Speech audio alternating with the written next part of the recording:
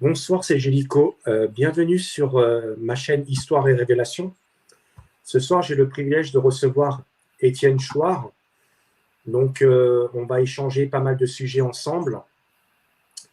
Et donc, sans attendre, je vais lancer mon générique et je le reçois tout de suite.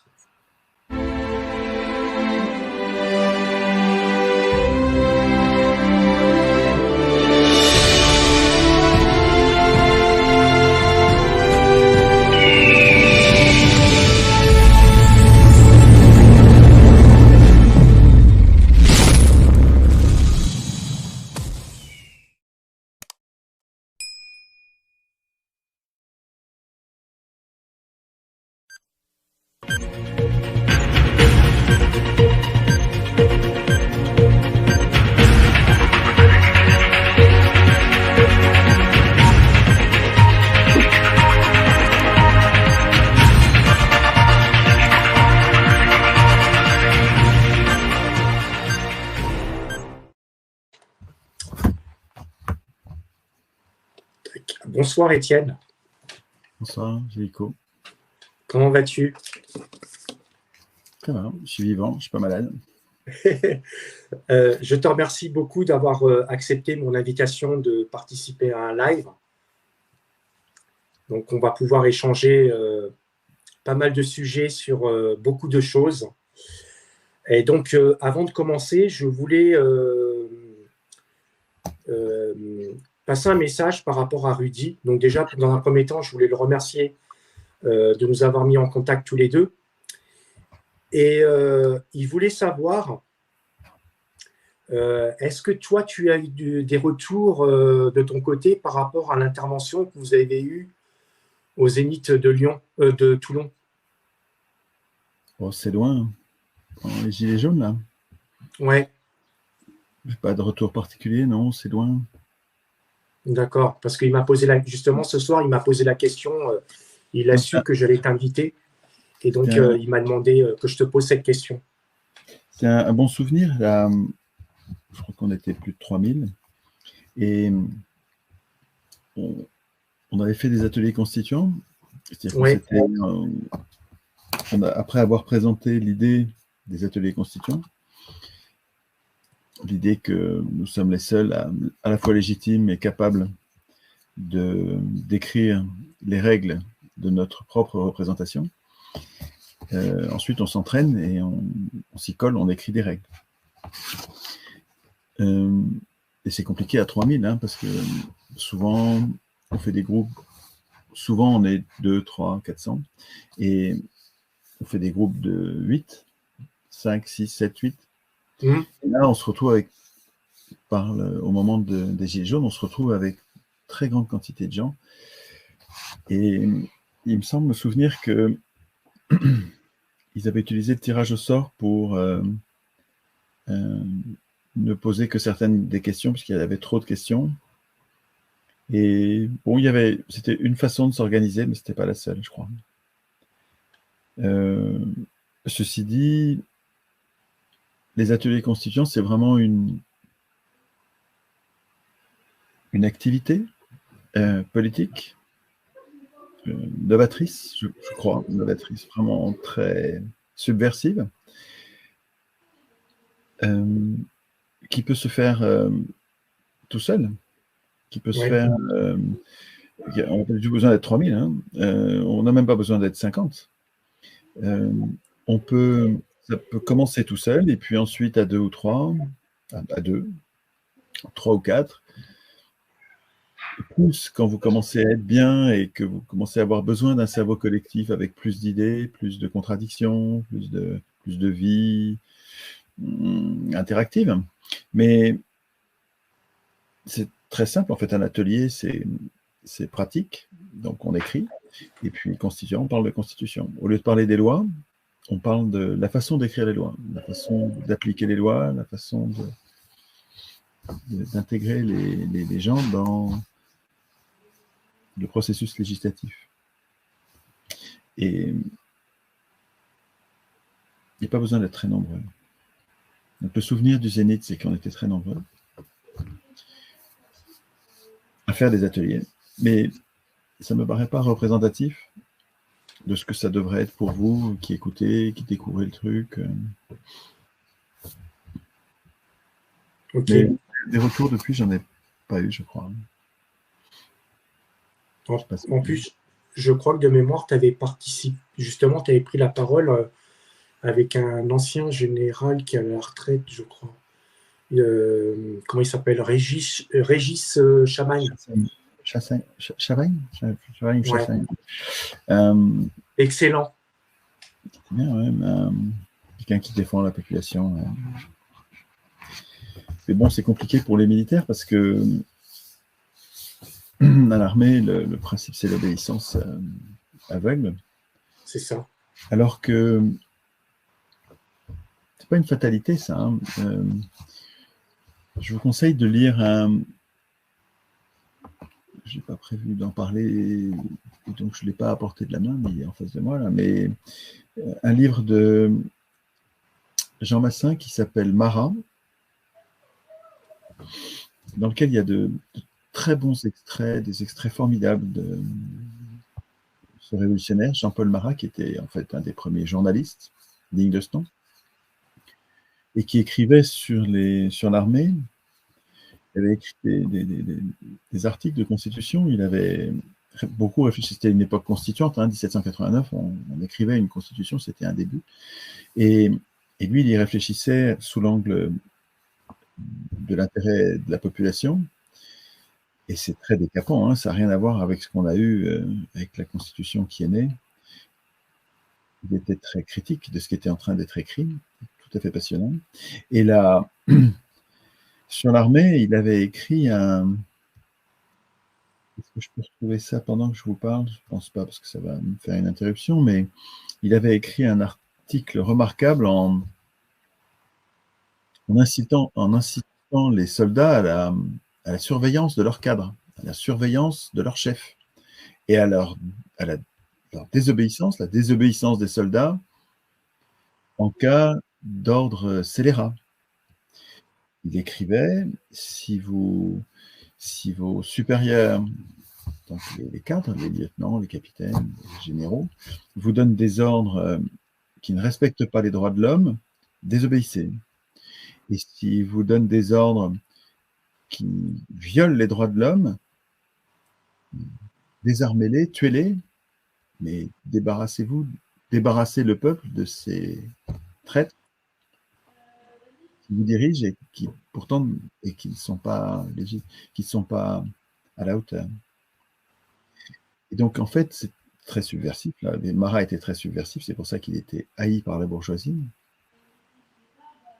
Et une bourgeoisie qui a répandu sur lui des torrents de légendes noires continuent à courir, puisque c'est les bourgeois qui ont pris le contrôle de la presse, de l'école, des livres, de l'édition. Et les écrits de Marat sont déformés, mal reproduits. J'ai la collection de tout Marat, là, que m'avait donné Charlotte Gott, ça s'appelait. Dame remarquable qui avait fait un site qui s'appelait Pôle Nord, je crois. Un peu de nom qui ressemblait pas, qui évoquait pas le nom de Marat. Une mine à informations sur Marat, d'informations de première main. C'est une historienne remarquable. Elle est morte il n'y a pas longtemps, malheureusement. Il faudrait que je fasse il faudrait que j'intervienne, je fasse une espèce de synthèse sur Marat. Ok. Et donc, on va commencer donc, ma toute première question. Je voulais savoir, qu'est-ce que tu retiens l'événement qui a eu lieu, il y a de ça qui est pas mal de temps, sur les Gilets jaunes? Que c'était un très bel événement, une belle démarche. Ça a commencé comme une jacquerie, une révolte populaire désorganisée, orientée comme d'habitude sur des revendications législatives, en disant on voudrait de meilleures lois, on voudrait des lois moins cruelles, on voudrait payer moins d'impôts.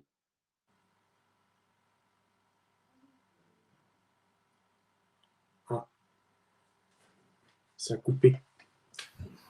Ça a été coupé à quel moment? Oui.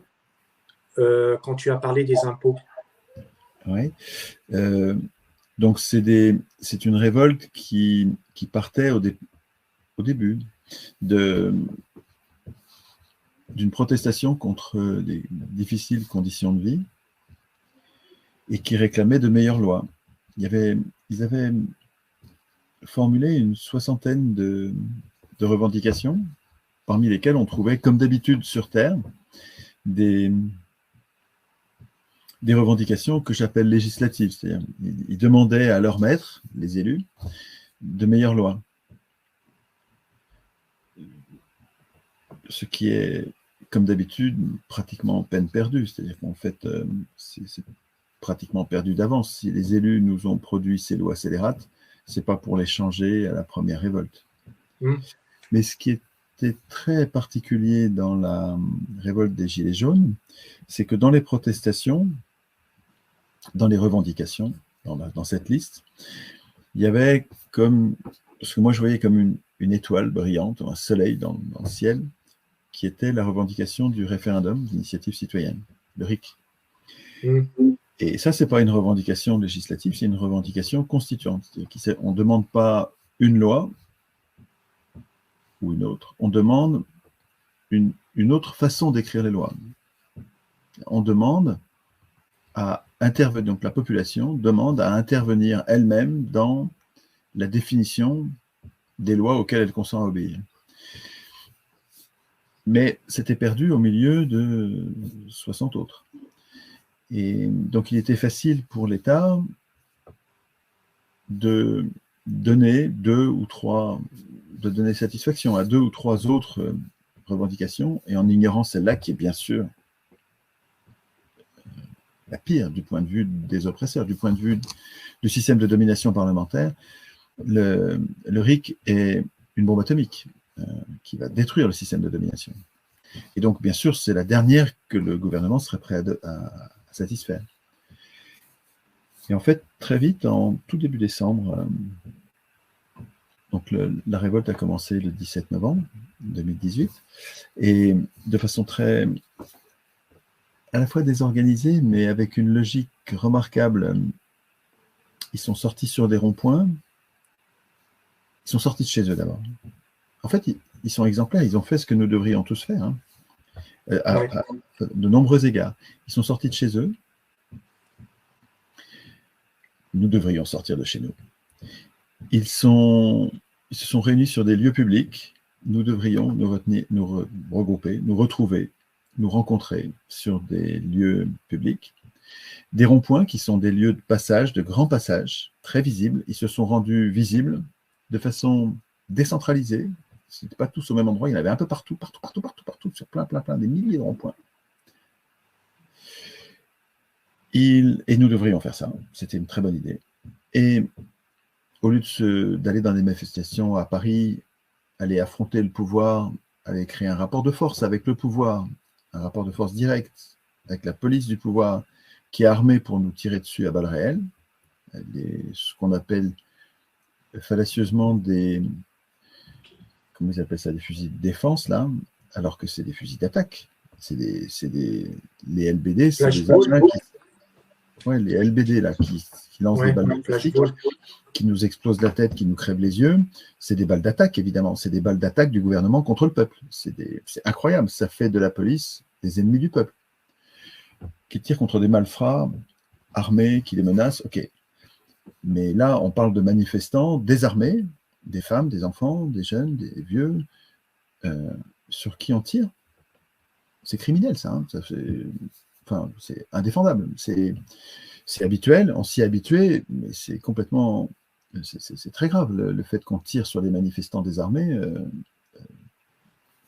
Il y a 30 ans, on aurait imaginé ça que dans des dictatures sanglantes. C'est ça. En tout cas, les Gilets jaunes au début, les Gilets jaunes canal historique, donc les premiers, là, ils n'allaient pas du tout dans des manifestations à Paris. Ils étaient un peu partout dans le pays. Et nous devrions continuer à faire ça. C'était une bonne idée de ne pas aller menacer le pouvoir directement, et au contraire de nous organiser localement Et alors, je vais vous dire à quel sujet.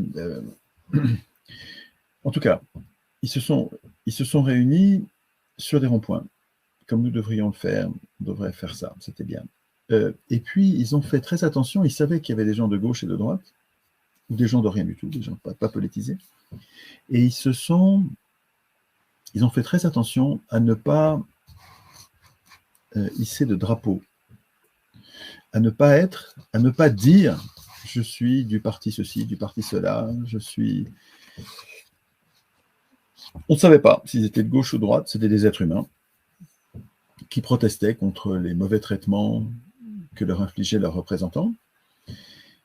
Et donc, en n'affichant pas de repères partisans, ils permettaient une union politique. Ce qui nous manque, c'est ce qui nous manque cruellement. Le pouvoir pour nous dominer, le pouvoir du moment, et c'est comme ça depuis la nuit des temps, c'est diviser pour régner, c'est une façon de faire qui est connue depuis des millénaires. Donc, pour lutter contre ça, et c'est très efficace, ils se sont interdits mutuellement d'afficher leurs repères partisans. Donc, on ne voyait pas s'ils étaient de gauche, de droite, d'extrême gauche, d'extrême droite. On ne le voyait pas. Ça, on devrait faire ça. La prochaine fois qu'on va se révolter, il ne faut pas avoir peur de ça. L'histoire des hommes, c'est l'histoire des révoltes populaires contre l'oppression. Nous, les humains, depuis la nuit des temps, résistent à l'oppression. Et de temps en temps, ça pète et nous insurgeons. Et c'est bien, c'est pas mal. Bien sûr, du point de vue des nantis, du point de vue de ceux qui sont bien et qui ne veulent pas que ça change, pour eux, les insurrections, c'est mal. Et du point de vue des 99%, enfin du point de vue de ceux qui souffrent en tout cas, qui sont la plus grande partie de la population, du point de vue des gens qui sont maltraités et qui sentent bien qu'ils vont être de plus en plus maltraités, c'est pas mal de se révolter, c'est naturel, c'est bien, c'est légitime.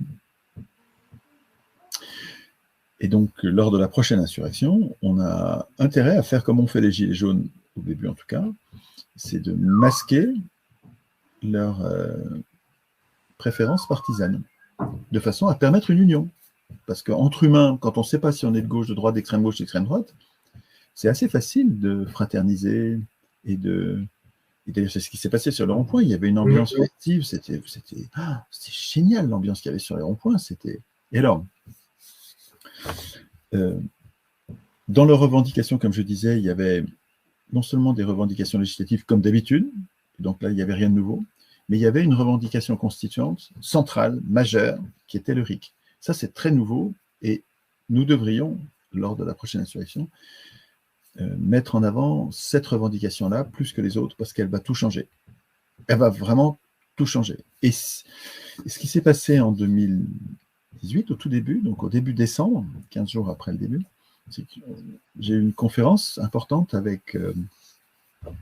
il y a eu Maxime Nicole, il y avait Yvan Bachot, qui est le grand-père du RIC, qui se bat pour le RIC depuis des décennies, un vaillant combattant du RIC.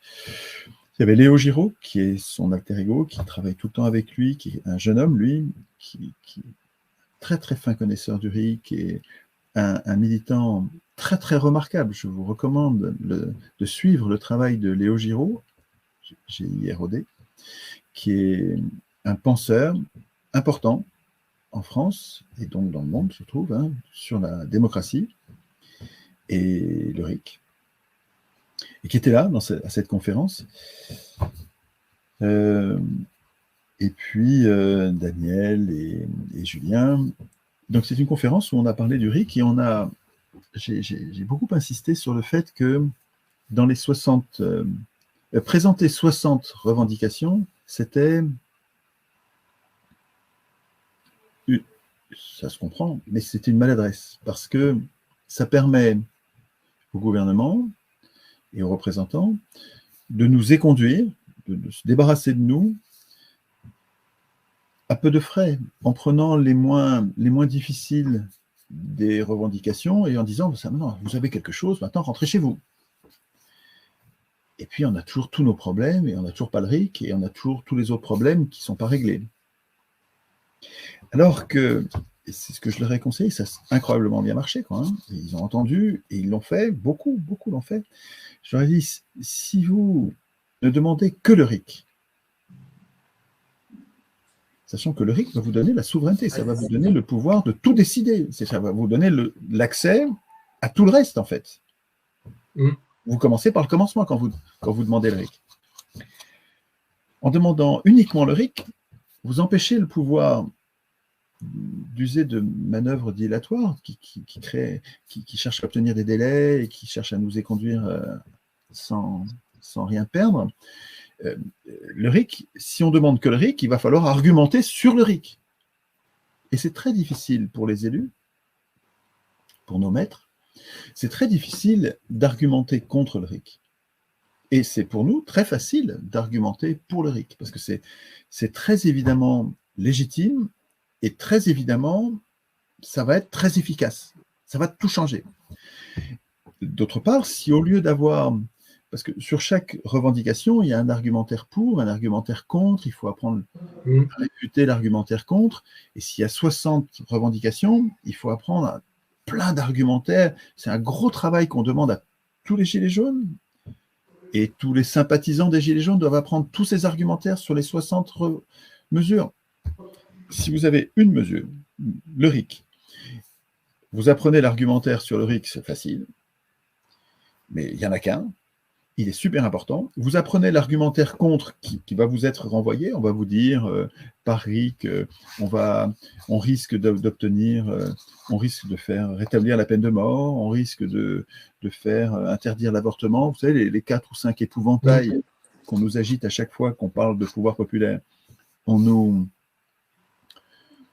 agite ces épouvantails comme si le peuple était dangereux, et il faut préparer l'argumentaire. Il y a de quoi, bien sûr, réfuter ces objections, les réfuter fortement en disant qu'elles ne valent rien.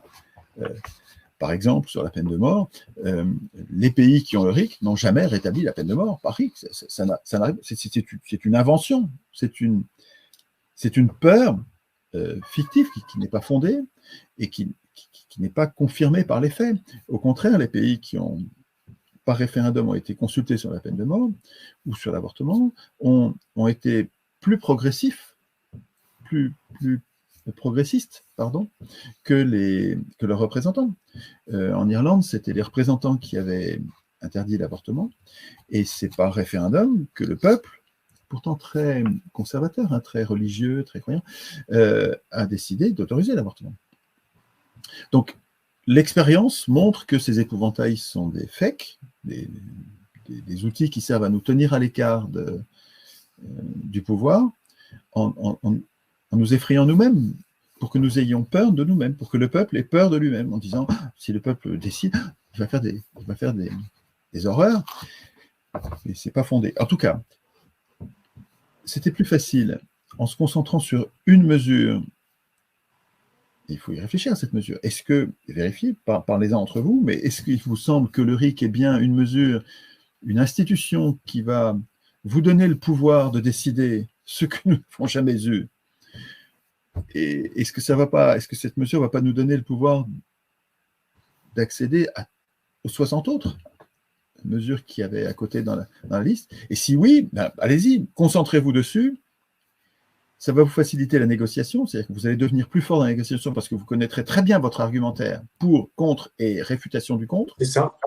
Et le débat ne pourra pas être évité, c'est-à-dire que les médias parlant d'une chose ou d'une autre, des bêtises, évitant de parler du RIC, ne pourront pas faire autrement parce que vous en avez fait une priorité. Et on va parler du RIC, et en parler du RIC, c'est déjà une immense victoire. Parce que si nous n'imposons pas ça, les médias se gardent bien d'en parler parce qu'ils savent bien que c'est très dangereux pour le système de domination. Et donc, à l'issue de cette conférence, qui était, je crois, assez importante, hein, elle a eu 1 million de vues assez vite, je crois, et on a vu les Gilets jaunes s'emparer de cette idée et en faire une priorité. Ensuite, je leur disais autre chose qu'ils n'ont pas entendu. Bon, cette fois-ci, ce n'est pas passé. Et je leur disais 2 choses. Je leur disais, d'une part, vous devriez faire du RIC une priorité, pour les raisons que je viens de dire. Mais d'autre part, vous allez avoir sur les ronds-points un problème d'autorité, un problème de représentation. Le même que nous avons au niveau de l'État. Dans notre pays, dans notre nation, nous avons un problème de représentation. Donc, commune par commune, et au niveau de l'État, nous avons un problème de représentation. Et vous allez avoir le même au niveau des ronds-points. Et vous devriez en profiter avant de prendre des décisions, rond-point par rond-point. Donc, sur le rond-point de la Bouilladis, un petit village près de chez moi, c'est drôle de nom, un peu locaux, là, provençaux. Mais ça vaut pour tous les ronds-points, bien sûr, je prends un exemple. Mais sur le rond-point de la Bouilladis, on est des centaines de gilets jaunes. Il va falloir prendre des décisions. Est-ce qu'on va parlementer avec un tel? Qu'est-ce qu'on demande? Qu'est-ce qu'on fait? On va avoir à prendre des décisions publiques. Comme dans une commune, comme dans le pays. Hein. C'est une communauté politique, le rond-point de la Bouilladis. On pourrait imaginer que les gens du rond-point de la Bouilladis créent la commune libre de la Bouilladis. Nous sommes légitimes à instituer nous-mêmes une commune. Et donc, nous allons avoir, je disais aux Gilets jaunes, en début décembre, là, je leur disais, vous allez avoir, et puis ensuite, conférence par conférence, je passais sur des centaines de ronds-points à faire des conférences, enfin, c'est des petites conférences, au niveau d'un rond-point, hein, et je leur disais, à chaque fois, faites attention aux règles de la représentation. Ayez votre assemblée constituante du rond-point de la Bouilladis pour décider comment vous allez être représenté, pour décider est-ce que vous voulez des chefs ou est-ce que vous ne voulez pas de chefs. Et si vous voulez des chefs, est-ce que vous voulez des représentants? Est-ce que les représentants, vous voulez qu'ils soient chefs ou bien est-ce que vous voulez qu'ils soient vos serviteurs? Est-ce que vous voulez les élire ou est-ce que vous voulez les tirer au sort? Est-ce que vous voulez les surveiller? Est-ce que vous voulez pouvoir les virer quand vous n'êtes pas content? Il y a 4-5 points, il y a moins de 10 points, 5 points à traiter. Élection, tirage au sort. Représentant maître ou représentant serviteur? Est-ce que les représentants du rond-point se mettent à l'écart du rond-point? Parce que c'est bruyant un rond-point, il y a beaucoup de bruit, et pour réfléchir aux décisions à prendre, il vaut mieux les se mettre dans une salle qu'on nous prête pas loin. Mais nos représentants vont s'éloigner de nous. Ils vont nous préparer une loi, une décision, et puis ils vont revenir sur le rond-point et ils vont nous la faire voter. Et c'est nous qui allons voter. Mais ça, c'est une réflexion qui est exemplaire. Hein. Cette réflexion-là que je vous conseille d'avoir sur votre rond-point, nous allons devoir l'avoir, cette réflexion, sur la commune et sur l'État, sur notre pays. C'est ça. Et donc, est-ce que vous voulez que les représentants soient vos serviteurs, qui vous préparent les lois, ils vous les amènent et c'est vous qui les votez? Ou bien est-ce que vous préférez qu'ils aillent préparer les lois, les décisions à prendre, qu'ils les prennent, et puis quand on n'est pas content, on le dit, on le signale et on essaye de la changer. Bon. Il y a plusieurs façons de faire. Hein. Vous pouvez laisser la bride sur le cou de vos représentants, ou bien vous pouvez les surveiller pour travailler avec eux. Mais c'est à coup rond-point par rond-point, et on n'est pas obligé du tout de le faire pour tous les gilets jaunes. C'est rond-point par rond-point, c'est communauté politique par communauté politique que ça se décide. Et ce conseil-là, alors, le conseil sur... Vous devriez vous concentrer sur le RIC, pour plein de raisons que j'ai expliquées tout à l'heure. C'est vraiment important. Ça, ils l'ont très bien entendu, et au point que c'est devenu la revendication phare et le sujet de conversation principal à propos des Gilets jaunes, dans plein d'endroits, pas partout, mais dans plein d'endroits. Donc c'est vraiment important ce qui s'est passé. Ça, ils l'ont bien entendu, et le conseil sur la représentation, ils ne l'ont pas entendu. Ce qui fait qu'ils ont laissé faire, et quand on laisse faire, ils ont laissé faire comme nous laissons faire au niveau des communes, au niveau de la nation, au niveau de l'Assemblée constituante. Quand nous acceptons d'élire l'Assemblée constituante, on laisse faire. On dit, c'est les élus, donc c'est les élus que vous connaissez, hein, les élus de droite, de gauche, d'extrême gauche, d'extrême droite, du centre. C'est eux qui vont être constituants, donc c'est eux qui vont écrire la fausse constitution qui va vous dominer, et c'est eux qui vont écrire leur puissance et notre impuissance, mais c'est votre faute, c'est vous qui les avez laissés faire. Et quand les Gilets jaunes ne se sont pas occupés de leur représentation, quand ils ont négligé le processus constituant, du rond-point par rond-point, ils ont fait la même chose que ce que nous faisons nous. Et là, ils n'ont pas été exemplaires, ils ont été ils ont ressemblé à ce que nous sommes, et donc ça a produit les mêmes effets. Rond-point par rond-point, on a vu accéder au pouvoir, voler le pouvoir, ceux qui voulaient le pouvoir, donc tu as tous les chefs, les petits chefs, les aspirants chefs, qui sont devenus les chefs, parce que quand on n'a pas créé d'institution pour se protéger des chefs, eh ben on se prend des chefs sur la figure, hein, et puis on devient leur jouet, quoi, hein, on devient leur serviteur. Et rond-point par rond-point, il y a eu vraiment des querelles de pouvoir et alors, ça crée des tas de tensions parce que les gens se sentent trahis. Lui, il est en train de s'imposer comme chef et on n'arrive pas à lui résister puisqu'on n'a pas d'institution. On n'a pas réfléchi aux institutions pour nous permettre de nous débarrasser d'un chef illégitime et tyrannique et qui prend toute la place. N'ayant pas d'institution parce qu'on n'y a pas réfléchi, et c'est la même chose qui nous arrive au niveau national, hein, et même local, au niveau des communes, les Gilets jaunes se sont retrouvés avec des faux chefs ou des mauvais chefs, on peut dire, hein, c'est plutôt des mauvais chefs, et sans pouvoir s'en débarrasser. Et donc ça, c'est une faiblesse, je trouve. Je crois que c'est une des raisons, mais pas la seule, bien sûr, mais c'est une des raisons de l'échec, parce que finalement, ça a débouché sur un échec, mais je ne mets pas en cause les Gilets jaunes gravement. Le plus grave de ce qui a fait l'échec des Gilets jaunes, c'est le gouvernement qui nous tire dessus, qui nous martyrise, qui tire sur les Gilets jaunes des armées, qui détruit leur lieu de rencontre, leur lieu de réunion, alors que le droit de réunion est un droit constitutionnel, c'est un droit de l'homme, mais c'est un droit politique central, majeur. Mais est-ce que cet échec est aussi dû justement à ces faux chefs? Parce qu'ils en sont un petit peu quelque part responsables. Oui, enfin, si tu veux, dans les faux chefs, il y a eu beaucoup de gens beaucoup de faux chefs, donc beaucoup de chefs, qui ont entraîné les Gilets jaunes à venir à Paris, pour faire ou à Paris, Marseille, Lyon, enfin, dans les grandes villes, pour faire des grandes manifestations. Et ça, je crois que c'est une erreur. Alors, ça nous a permis de nous compter, ça fait des très grandes manifestations, ça avait quelque chose de bien. Les choses ne sont pas noir ou blanc, les choses ne sont pas toutes bonnes, toutes mauvaises. Il me semble que les manifestations, les très grandes manifestations dans les lieux de pouvoir, avaient beaucoup plus d'inconvénients que d'avantages. Sur les ronds-points, nous devenions des adultes sur les ronds-points, concentrés sur le RIC, et j'aurais aimé concentrer sur la réflexion sur nos règles de représentation. Nous avions le moyen de devenir progressivement, massivement, et de façon très désorganisée, donc très inatteignable, intouchable, invulnérable en fait. Hein. Quand on était partout sur tous les ronds-points, c'était très difficile de venir à bout de nous. Nous étions partout. Alors que quand on est tous concentrés dans une ville, c'est très facile de nous faire très mal. C'est ça.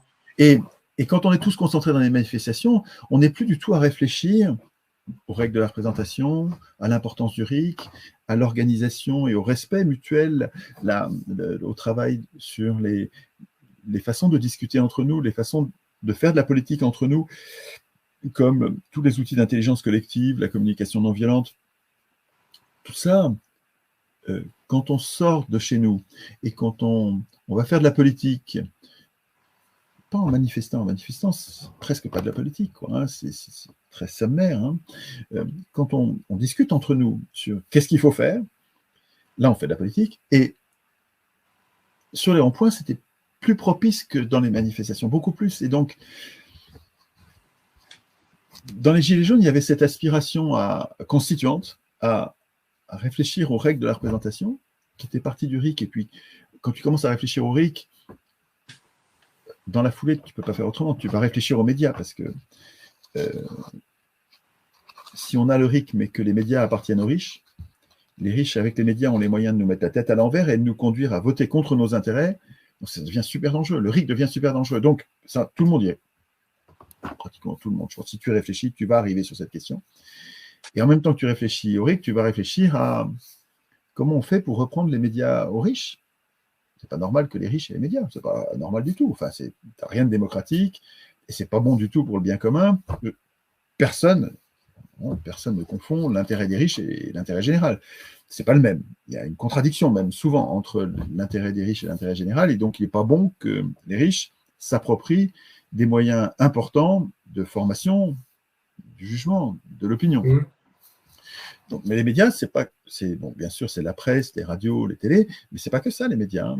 Les médias, c'est au sens large, et les instituts de sondage ne devraient pas appartenir aux riches, les riches ne devraient pas pouvoir s'offrir. Il y a une époque, le patron du MEDEF, la patronne, c'était une femme, était en même temps patronne d'un institut de sondage. C'est pas bien ça, hein, c'est pas bien pour le bien commun. C'est un outil d'influence. J'ai une vingtaine de bouquins sur les sondages et les techniques de manipulation par les sondages. C'est très dangereux que les instituts de sondage qui se présentent comme des autorités indépendantes, scientifiques, expertes, et qui en fait sont des outils politiques de propagande des riches contre les pauvres pour nous conduire à continuer à rester dociles et à croire les fadaises des riches et des grands marchands. Donc, les instituts de sondage, ça fait partie des médias que une constitution d'origine citoyenne devrait protéger contre l'appropriation. Les agences de presse comme l'AFP est privée, mais c'est pas bien. Enfin, tous les journaux reprennent l'agence France Presse, les dépêches, comme si c'était l'alpha et l'oméga de la vérité, alors qu'il peut y avoir des énormes mensonges, une propagande de guerre violente dans les dépêches de l'AFP, et c'est pas bien que les agences de presse puissent être privées. Et puis, il y a aussi les outils statistiques. C'est pas bien que l'INSEE soit aux mains du gouvernement. Il faudrait que l'outil d'évaluation du gouvernement soit complètement indépendant du gouvernement. Complètement indépendant. Et ça s'institue, ça s'écrit dans la Constitution. Donc, quand je dis les médias, et il pourrait y en avoir d'autres, hein, vous pourriez parler de l'école. L'école, ça fait partie probablement des outils des médias qui permettent à l'opinion des citoyens de se former. En tout cas, quand on réfléchit au RIC, on réfléchit aux médias. Ce que je veux dire, c'est que dans les travaux des Gilets jaunes, il y avait un aspect très innovant, très original, qui était la partie constituante de leur réflexion. Et le fait de faire du RIC une priorité et d'insister sur le fait que le RIC, c'est... Alors, parce qu'au début, ils réclamaient le RIC, en se tournant vers leurs maîtres, les élus, en disant « Allez, soyez gentils, soyez moins cruels pour une fois, donnez-nous le RIC ». Ça a duré quelques jours, ça, hein, parce qu'en fait, très vite, ils se sont aperçus en réfléchissant que, bien sûr, il ne faut pas demander la liberté et la souveraineté. Il faut la vouloir. Et si on la veut, on l'aura. Il ne faut pas la demander, il ne faut même pas l'exiger. Oui, quand vous exigez, vous demandez fermement, mais vous continuez à demander. Mais je ne dis jamais ça, moi. Nous n'avons pas besoin de nos maîtres, nous n'avons pas besoin des élus pour nous émanciper. Quand un enfant qui a obéi toute sa vie, et c'est notre cas, nous, électeurs, nous avons été les jouets de nos maîtres élus depuis que nous sommes nés, nous n'avons connu que ça, l'élection. Donc nous sommes des enfants politiques. Et prenez l'exemple de l'enfant qui devient grand, mais toute sa vie, 100% de sa vie, c'était de l'obéissance à ses parents. Et si vous réfléchissez, vous vous dites, bon, quel est l'avenir de cet enfant? Toute sa vie, il a été obéissant. Est-ce que son avenir, ce sera d'être obéissant? Non. Oui, vous avez tendance à dire, il a été obéissant toute sa vie, donc il va être obéissant. Mais vous vous trompez. Ce n'est pas parce qu'il a été toujours obéissant qu'il le sera toujours. Il y a un moment, c'est l'adolescence, le moment où ça lui prend, et il ne veut plus obéir, il veut être libre, il veut devenir un adulte, mais il ne demande pas la permission à ses parents. Un enfant qui veut devenir un adulte, il ne demande pas la permission. il devient grand. Il se met à vouloir devenir le souverain de sa vie. Et ben, c'est pareil pour vous quand vous êtes électeur. Les Gilets jaunes n'avaient pas à demander le RIC, les Gilets jaunes, mais qui sont exemplaires pour tous les citoyens. Je ne parle pas qu'aux Gilets jaunes, là, je parle à tout le monde. Si vous voulez vous émanciper, il ne faut pas demander l'autorisation à vos maîtres. Ça ne va pas se passer comme ça. Ce n'est pas vos maîtres qui vont vous émanciper. Et vous n'avez même pas à demander à vos maîtres ou à manifester pour avoir le RIC. Non, pas du tout. Le RIC, il faut l'écrire vous-même tout de suite. Ça s'appelle des RIC sauvages. Ça peut s'appeler aussi des RIC libres. Mais vous pouvez, dès aujourd'hui, organiser des RIC dans votre commune. Ça a commencé à Saint-Clair-du-Rhône, qui est la commune de naissance du RIC en France. C'est vraiment un endroit où il y a une activité, une ébullition, une inventivité, des innovations remarquables. Suivez le travail des gens de Saint-Clair-du-Rhône, c'est remarquable. Et puis il y en a d'autres maintenant qui ont fait, il y a plein de communes qui organisent leur propre RIC. Il faut suivre le travail d'Yvan Bachot, Léo Giraud, Daniel Fernandez à Saint-Clair-du-Rhône, tout ça, c'est vraiment des gens remarquables. Et vous n'avez pas besoin d'attendre que les riches et que leurs représentants, leurs élus, vous donnent le RIC. Ça n'arrivera pas, ils ne vous le donneront jamais. Ils vous donneront toujours un FEC.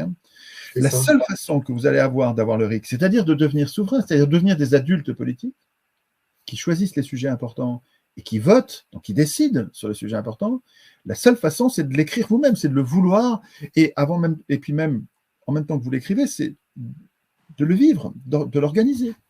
À Saint-Clair-du-Rhône, ils ont, et dans d'autres endroits, ils ont tiré au sort sur les listes électorales. Donc, vous allez chez le maire et vous lui demandez la liste des votants, des citoyens inscrits, il ne peut pas vous le refuser. Il va vous demander de vous engager à ne pas l'utiliser pour des raisons commerciales, donc pas aller emmerder les gens à faire de la publicité, mais par contre, il va vous donner les noms, les adresses, les téléphones de toute la population de la commune. Et là-dessus, les gens qui ont organisé les RIC sauvages ont tiré au sort une partie de la population, et puis avec un huissier qui était volontaire, bénévole, qui était intéressé par la cause et qui voulait aider, un huissier a collecter les votes. Alors, avant le vote, je vais un peu trop vite en parlant de l'huissier, mais ils sont allés voir les gens. Donc, il suffit qu'il soit une dizaine de militants. C'est pas... La plupart des communes, c'est un tout petit nombre d'habitants. Il y a 36 000 communes. Et là-dessus, il y a 17 000 communes, plus de la moitié, qui font moins de 500 habitants. 500 habitants, là-dessus, ça fait encore moins d'électeurs. Mais 500 électeurs, vous les touchez avec 10 personnes, vous les touchez en une semaine, 15 jours, vous avez vu tout le monde. Et donc, ils sont allés voir les gens en leur demandant quel est le sujet de conversation qui vous paraît important. Sur quel sujet voudriez-vous décider? Et puis ils font ça en demandant à tout le monde. Ils ont une liste de sujets, et puis ils prennent les sujets, les 2-3 sujets ou le sujet le plus important, celui dont les gens, qui préoccupe le plus les gens. Et ensuite, ils organisent, donc ils distribuent dans les boîtes aux lettres des affiches, des tracts qui expliquent que tel jour à telle heure, tel jour, ou même c'est toute la semaine, pour que les gens puissent voter à plusieurs moments différents, parce que c'est compliqué la vie, ce jour-là, à cette heure-là, je ne pouvais pas. Ouais, mais là, vous pouvez venir toute la semaine. Et sur ce sujet, venez voter pour dire ce que vous en pensez. Ils obtiennent des participations incroyables, des 90%, et des votes incroyablement clairs, où tu as toute la population du village qui veut ça. Et il y a plus de voix pour cette décision que le maire n'en a obtenu pour être élu. Réfléchissez. La légitimité de ce RIC sauvage, où en fait on a consulté, nous sommes consultés nous-mêmes, c'est complètement inconstitutionnel, c'est pas prévu dans la Constitution. La Constitution, c'est notre prison. Elle a été écrite par nos maîtres, qui se sont écrits leur pouvoir de maître et notre absence de pouvoir de créature des maîtres. Et dans la Constitution, il n'y a rien. Le RIC n'est pas prévu. Et il est prévu, mais sans force contraignante. Il est prévu par les élus, c'est-à-dire qu'en fait, il est dévoyé, il est vidé de son sens. il est vidé de sa force. Quand c'est nous qui l'instituons, c'est anticonstitutionnel, ok. Nous n'allons pas pouvoir demander à la police de mettre, et la police, la justice, de mettre en application ce que nous avons décidé. Mais l'effet pédagogique, l'effet politique de transformation dans la tête des gens est très important. Les gens se rendent compte que, ils peuvent décider, nous sommes capables de choisir les sujets, nous sommes capables de décider sans les entendre. Nous sommes capables de décider nous-mêmes. Et finalement, ce qui nous empêche de décider de notre destin, du droit des peuples à disposer d'eux-mêmes, de la démocratie au sens strict du terme, le démos qui exerce le kratos, ce qui nous empêche, c'est nos représentants. Ceux qui se présentent comme nos défenseurs sont en fait nos pires ennemis. Des gens qui nous empêchent de décider de notre destin. Ils disent pas, ils refusent quand on leur dit que ce sont nos ennemis. On dit, oh là là, mais c'est quoi? C'est des fascistes qui s'opposent à la représentation, sont les ennemis de la démocratie? Non, pas du tout. Nous, on a des amis de la démocratie, mais les élus sont les ennemis de la démocratie. L'élection est antidémocratique. Quand tu élis, tu renonces à décider. Tu décides qui va décider, mais ce n'est pas toi. C'est-à-dire que tu décides que tu décideras jamais rien. Par l'élection, tu acceptes de ne plus jamais rien voter. C'est l'élu qui votera, c'est pas toi. Élire n'est pas voter. Élire, c'est même le contraire de voter, c'est renoncer à voter. Écoutez bien, nous confondons en général ces mots. Ces mots sont utilisés comme des synonymes. Élire et voter, on dirait que c'est pareil, mais quand on mélange les mots, on n'arrive plus à penser, on s'interdit de penser. Voter, c'est décider. Quand je vote sur un sujet, je dis ce que je voudrais, et voter, c'est décider. Élire, c'est pas voter. Élire, c'est dire qui va voter. Mais c'est des parlementaires qui votent les lois, c'est pas nous. Donc il faut comprendre que élire, c'est antidémocratique. Élire, voter, c'est démocratique, mais élire, c'est retirer au démos, retirer au peuple, tout kratos, tout pouvoir. En fait, élire, c'est infantiliser la population et la tenir à l'écart du pouvoir. Avec le RIC, organisé par nous-mêmes, on organise la vraie démocratie. Et j'étais parti de là, tout ça, pour dire que c'est très difficile pour les élus de se défendre sur cet argumentaire. Ça se voit tout de suite quand ils se bagarrent contre le RIC, ça se voit que ce sont des ennemis du peuple. Qu'ils disent qu'ils sont les amis du peuple, mais en fait, c'est des ennemis, et ça se voit dans la discussion. Et donc, ils évitent la discussion. Ils usent de toutes sortes de manœuvres de diversion pour éviter la confrontation entre un citoyen informé, qui a réfléchi à la question, qui est capable d'argumenter, quelqu'un comme moi ou toi, je ne sais pas si tu as réfléchi à la question, mais les gilets jaunes qui commençaient à avoir bien réfléchi, il y avait beaucoup de gilets jaunes qui étaient capables de tenir la conversation avec un élu, mais les élus, on ne voulait pas de ces conversations, parce que ça se voit tout de suite qu'ils prétendent être des amis du peuple, mais en fait, c'est des ennemis du peuple. Et donc, si tu es bien avec la priorité sur le RIC qu'on donnait les Gilets jaunes, c'est que les Gilets jaunes sont devenus capables, parce qu'il n'y avait plus que cette revendication, et ça simplifiait beaucoup la réflexion et l'argumentation, ça a permis à l'idée de beaucoup avancer dans le pays. C'est drôlement long comme réponse, pardon, ça fait longtemps qu'on parle, mais c'est des sujets super importants. Hein. Ouais. Enfin, ce qui s'est passé avec les Gilets jaunes est un très bon sujet d'étude démocratique parce que ça permet... Ils étaient exemplaires. Il faut comprendre pourquoi ils étaient exemplaires, alors que dans les médias, ils ont été présentés comme des affreux. Alors que c'était des gens, très souvent, la plupart, enfin, bon, presque tous ceux que j'ai vus étaient très gentils. Ils ne voulaient pas du pouvoir, comme la plupart des gens. La plupart des gens bien ne veulent pas du pouvoir. Réfléchissez à ça. Il y a une phrase d'Alain. Alain, c'est un philosophe du milieu du XXe siècle, même du début du XXe siècle, qui disait « Le propre de l'homme juste, et de ne point vouloir gouverner les autres, et de seulement se gouverner lui-même. Cela décide tout. Autant dire que les pires gouverneront.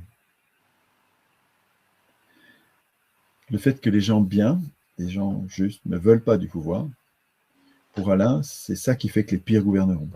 Et c'est vrai dans un système comme l'élection, le système dans lequel on vit depuis 1789, qui donne le pouvoir à ceux qui le veulent, donc qui ne donne pas le pouvoir à ceux qui ne le veulent pas. C'est pour ça que les pires gouvernent. Mais Alain se trompe si le système de désignation des représentants n'est plus l'élection. Il a raison si c'est l'élection. Mais si la procédure de désignation des représentants devient le tirage au sort, qui est la seule procédure démocratique, qui donne le pouvoir à ceux qui ne le veulent pas, qui donne le pouvoir à n'importe qui. En contrôlant, après, il y a des institutions de contrôle des tirs au sort, il ne se passe pas n'importe quoi. Mais si la procédure... Ah. Il y a un petit décalage, une petite coupure. Comment on a coupé ? On a été coupé. À quel moment ? Coupure. Et à quel moment on a été coupé ? Juste quand tu disais coupure. J'ai dit le mot coupure, moi. Ouais. Sinon, c'est pas grave. Tu veux qu'on passe à la prochaine question ? Ouais. Ok. Courte, parce qu'on a j'ai beaucoup de questions à te poser. Oui, je vais essayer de faire le plus court. Dis-moi, j'ai une question à te poser. Je voulais savoir parce que à un moment donné, je te voyais beaucoup, du moins on te voyait beaucoup dans les médias. Et depuis quelques temps, on ne te voit plus beaucoup dans les médias. Si, sauf il y a de ça quelques temps, il y a à peu près 3 semaines, je t'aurais revu un petit peu sur les médias. Et donc, je voulais savoir pour quelles raisons on ne te voit plus aussi bien médias mainstream ou les médias, réseaux sociaux. Il y a juste un petit peu sur les réseaux sociaux que je t'ai vu. Donc, est-ce que tu pourrais nous en dire un petit peu plus ? Alors, dans les médias mainstream, je suis très peu passé, moi. Ça fait 17 ans que je travaille sur la démocratie. Ça fait 17 ans que je défends une idée très subversive. C'est séditieux. Je conteste la légitimité du système de domination parlementaire. Je pense que c'est une escroquerie. Je parle d'escroquerie parlementaire. Et j'ai beaucoup d'arguments là-dessus. Je travaille là-dessus. Et si les médias ont parlé de moi au début, en 2005, au moment du traité référendaire, du débat référendaire sur l'anticonstitution européenne, ils ont parlé de moi parce que le phénomène est apparu, un bonhomme tout seul dans son bureau arrive à avoir des tas de gens qui parlent de lui, qui parlent de son texte, et qu'est-ce que c'est que ce truc, comment il a fait. Donc il y a le phénomène Chouard qui a intéressé les médias, ils sont venus chez moi, tous les médias, les radios, les télés, les journaux sont venus à la maison, même des pays étrangers. Mais à chaque fois, c'était en se demandant comment vous avez fait, est-ce que ça a changé votre vie ? Aucun intérêt, on s'en fout de cette question-là. Aucun n'a prêté attention à ce que je disais contre l'anticonstitution européenne et sur les propositions que je faisais à la place. Mmh. Donc, mon travail ne les intéressait pas du tout. Ce qui les intéressait, c'était le phénomène Chouard. Ouais, le bonhomme, quoi. C'est superficiel, c'est aucun intérêt. C'est vraiment... Alors, je ne sais pas si c'est de la sottise ou, je pense plus probablement, c'est une manœuvre pour ne pas montrer cette idée à laquelle ils ne savent pas répondre. Ce n'est pas aux hommes au pouvoir d'écrire les règles du pouvoir. Je dis, ce n'est pas aux élus d'écrire la Constitution. C'est à nous d'écrire la Constitution, aux représentés. Ce n'est pas aux représentants d'écrire les règles de la représentation. Jamais, en aucun cas. Le contrat social qu'il y a dans la Constitution n'est pas un contrat entre les représentants et les représentés, pas du tout. C'est une escroquerie de faire croire ça, qu'il y aurait un contrat entre les élus et les électeurs. C'est pas ça. La Constitution, c'est pas ça. Le contrat social, il est entre les représentés Et quand nous réfléchissons à notre contrat social, les représentants n'existent pas encore. Donc, ils ne peuvent pas être partis au contrat. Ils n'existent pas encore. Et le contrat social entre les représentés fait naître des représentants qui naissent du contrat social. Nous tombons d'accord pour hisser au-dessus de nous des représentants, parce qu'on en a besoin pour nous protéger contre la loi du plus fort. Il faut que les forts parmi nous aient peur de quelque chose. Alors la puissance publique que nous créons au-dessus de nous est faite pour inquiéter les plus forts. Mais en même temps qu'on fait ça, on sait que ces pouvoirs que nous créons, cette force publique que nous créons par la Constitution, sont dangereux. Ces pouvoirs sont dangereux, donc on les limite. Et on les inquiète. Dans la Constitution, il faudrait qu'il y ait, si c'est nous qui les écrivions. Le problème, c'est que nous ne les écrivions jamais. Donc, on n'a jamais de vraie Constitution. On n'a que des fakes sur Terre pour l'instant. Hein.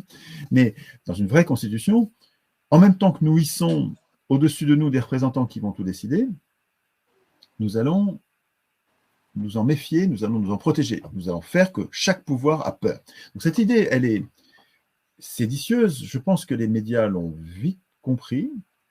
Et ils ont détourné leurs commentaires, leur information, entre guillemets, ils l'ont détourné sur des sujets sans intérêt. En quoi est-ce que ce qui vous est arrivé, Monsieur Chouard, a changé votre vie?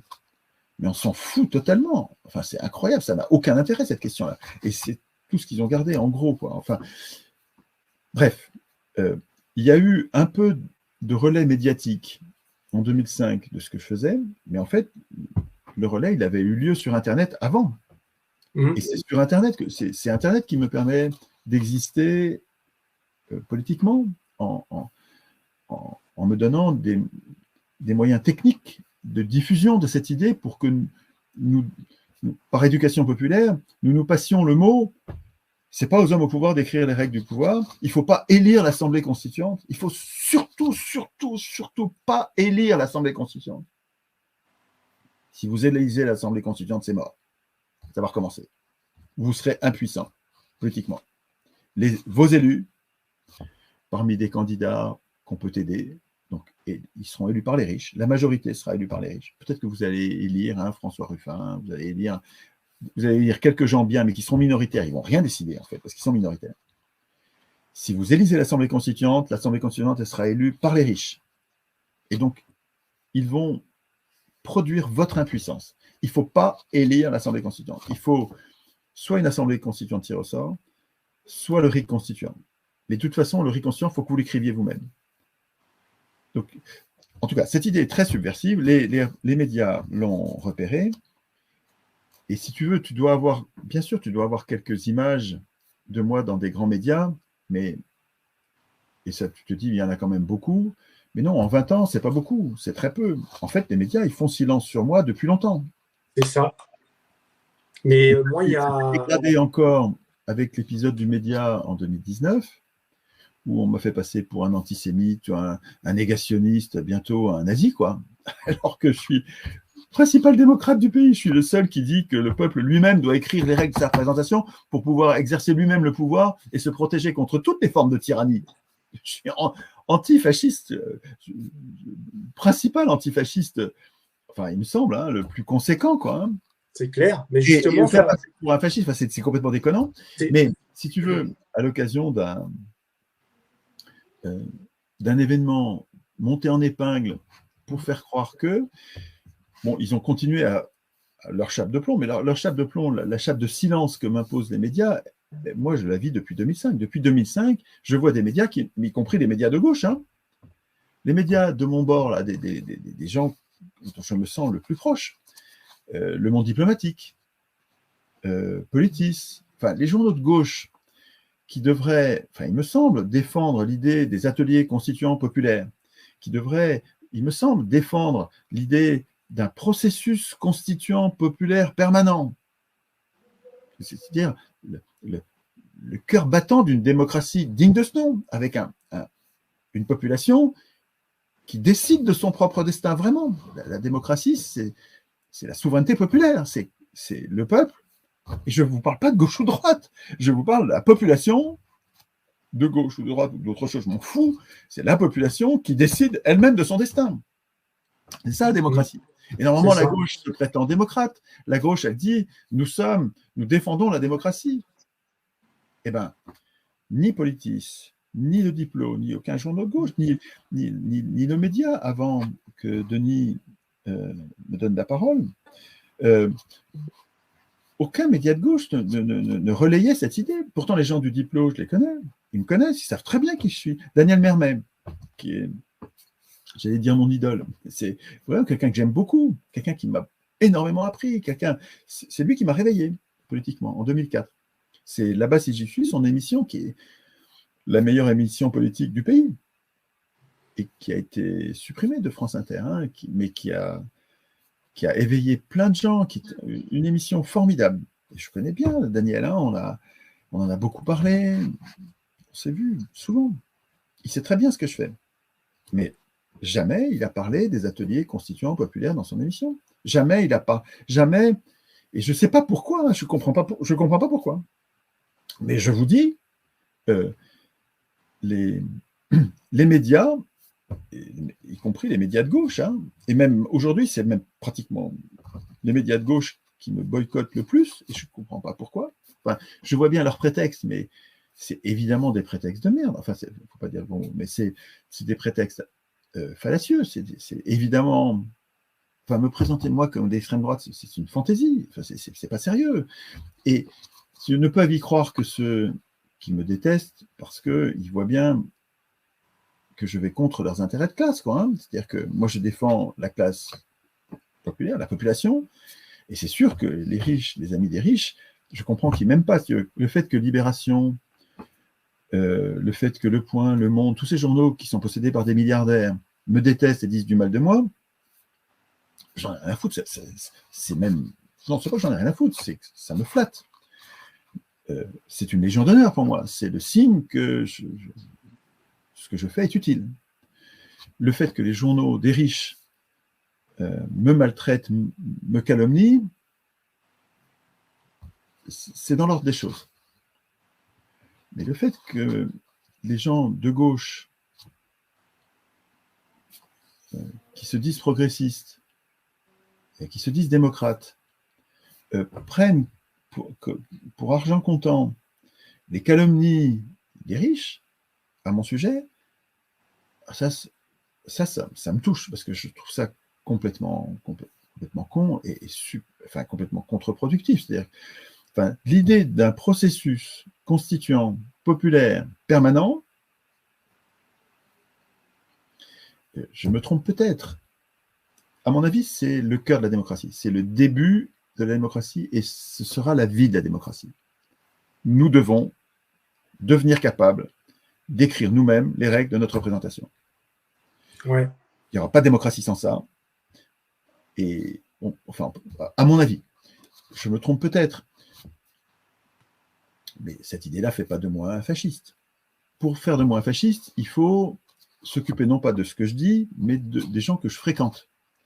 Et quand on trouve dans les gens que je fréquente des royalistes, des gens d'Action française, des gens qui sont dits d'extrême droite, quand on trouve dans les gens que je fréquente, alors que je fréquente tout le monde, mais il suffit de retirer parmi les gens que je fréquente, d'isoler les gens de droite en disant, vous voyez, il discute avec les gens de droite, donc il est de droite, ou il discute avec les gens d'extrême droite, donc il est d'extrême droite.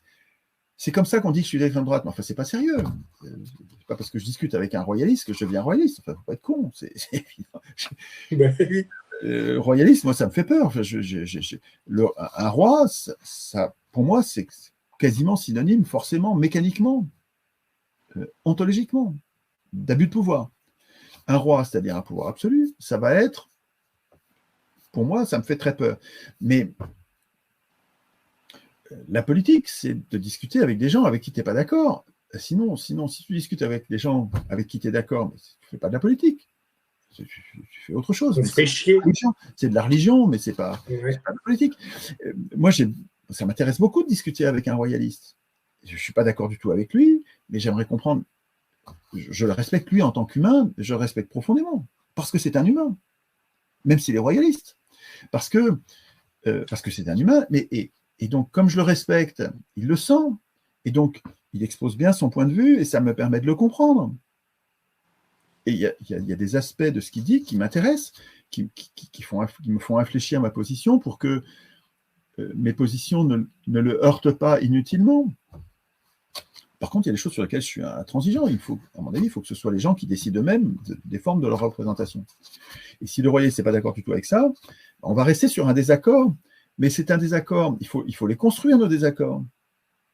On ne peut pas juste traiter de... C'est une expression de... Mince, j'ai oublié son nom. C'est un ancien conseiller à la Cour des comptes. J'ai un gars que j'aimais beaucoup, son nom va peut-être me revenir, qui disait « il faut construire nos désaccords ». Et je trouve l'expression remarquable. La politique aujourd'hui, elle a été réduite, et c'est un drame, hein, c'est tragique, elle a été réduite à des noms d'oiseaux. On s'invective, on s'insulte, et on n'arrive plus à parler qu'avec des gens qui sont d'accord avec nous. Tous les autres, c'est devenu des ennemis, c'est devenu des bandits, des sous-hommes. C'est très raciste, en fait. Hein. La façon des politiciens et des militants, hein, parmi lesquels il y a plein de gens bien, c'est un reproche affectueux que je fais pour beaucoup d'entre eux. Mais rendez-vous compte qu'il y a quelque chose de raciste à considérer que les gens d'extrême droite, et je mets des guillemets parce que quand je vois que moi je suis traité d'extrême droite, ça devient criant que ce mot est un fake. C'est une insulte. C'est pas un outil, c'est pas un concept qui permet de réfléchir. Alors que d'origine, l'extrême droite, ça voulait dire quelque chose. Mais comme c'est utilisé comme une insulte par des gens, à propos de gens qui ne se revendiquent pas d'extrême droite, moi je conteste tout à fait, je ne suis pas du tout d'extrême droite. Et pourtant, on l'utilise à mon sujet, donc c'est une insulte.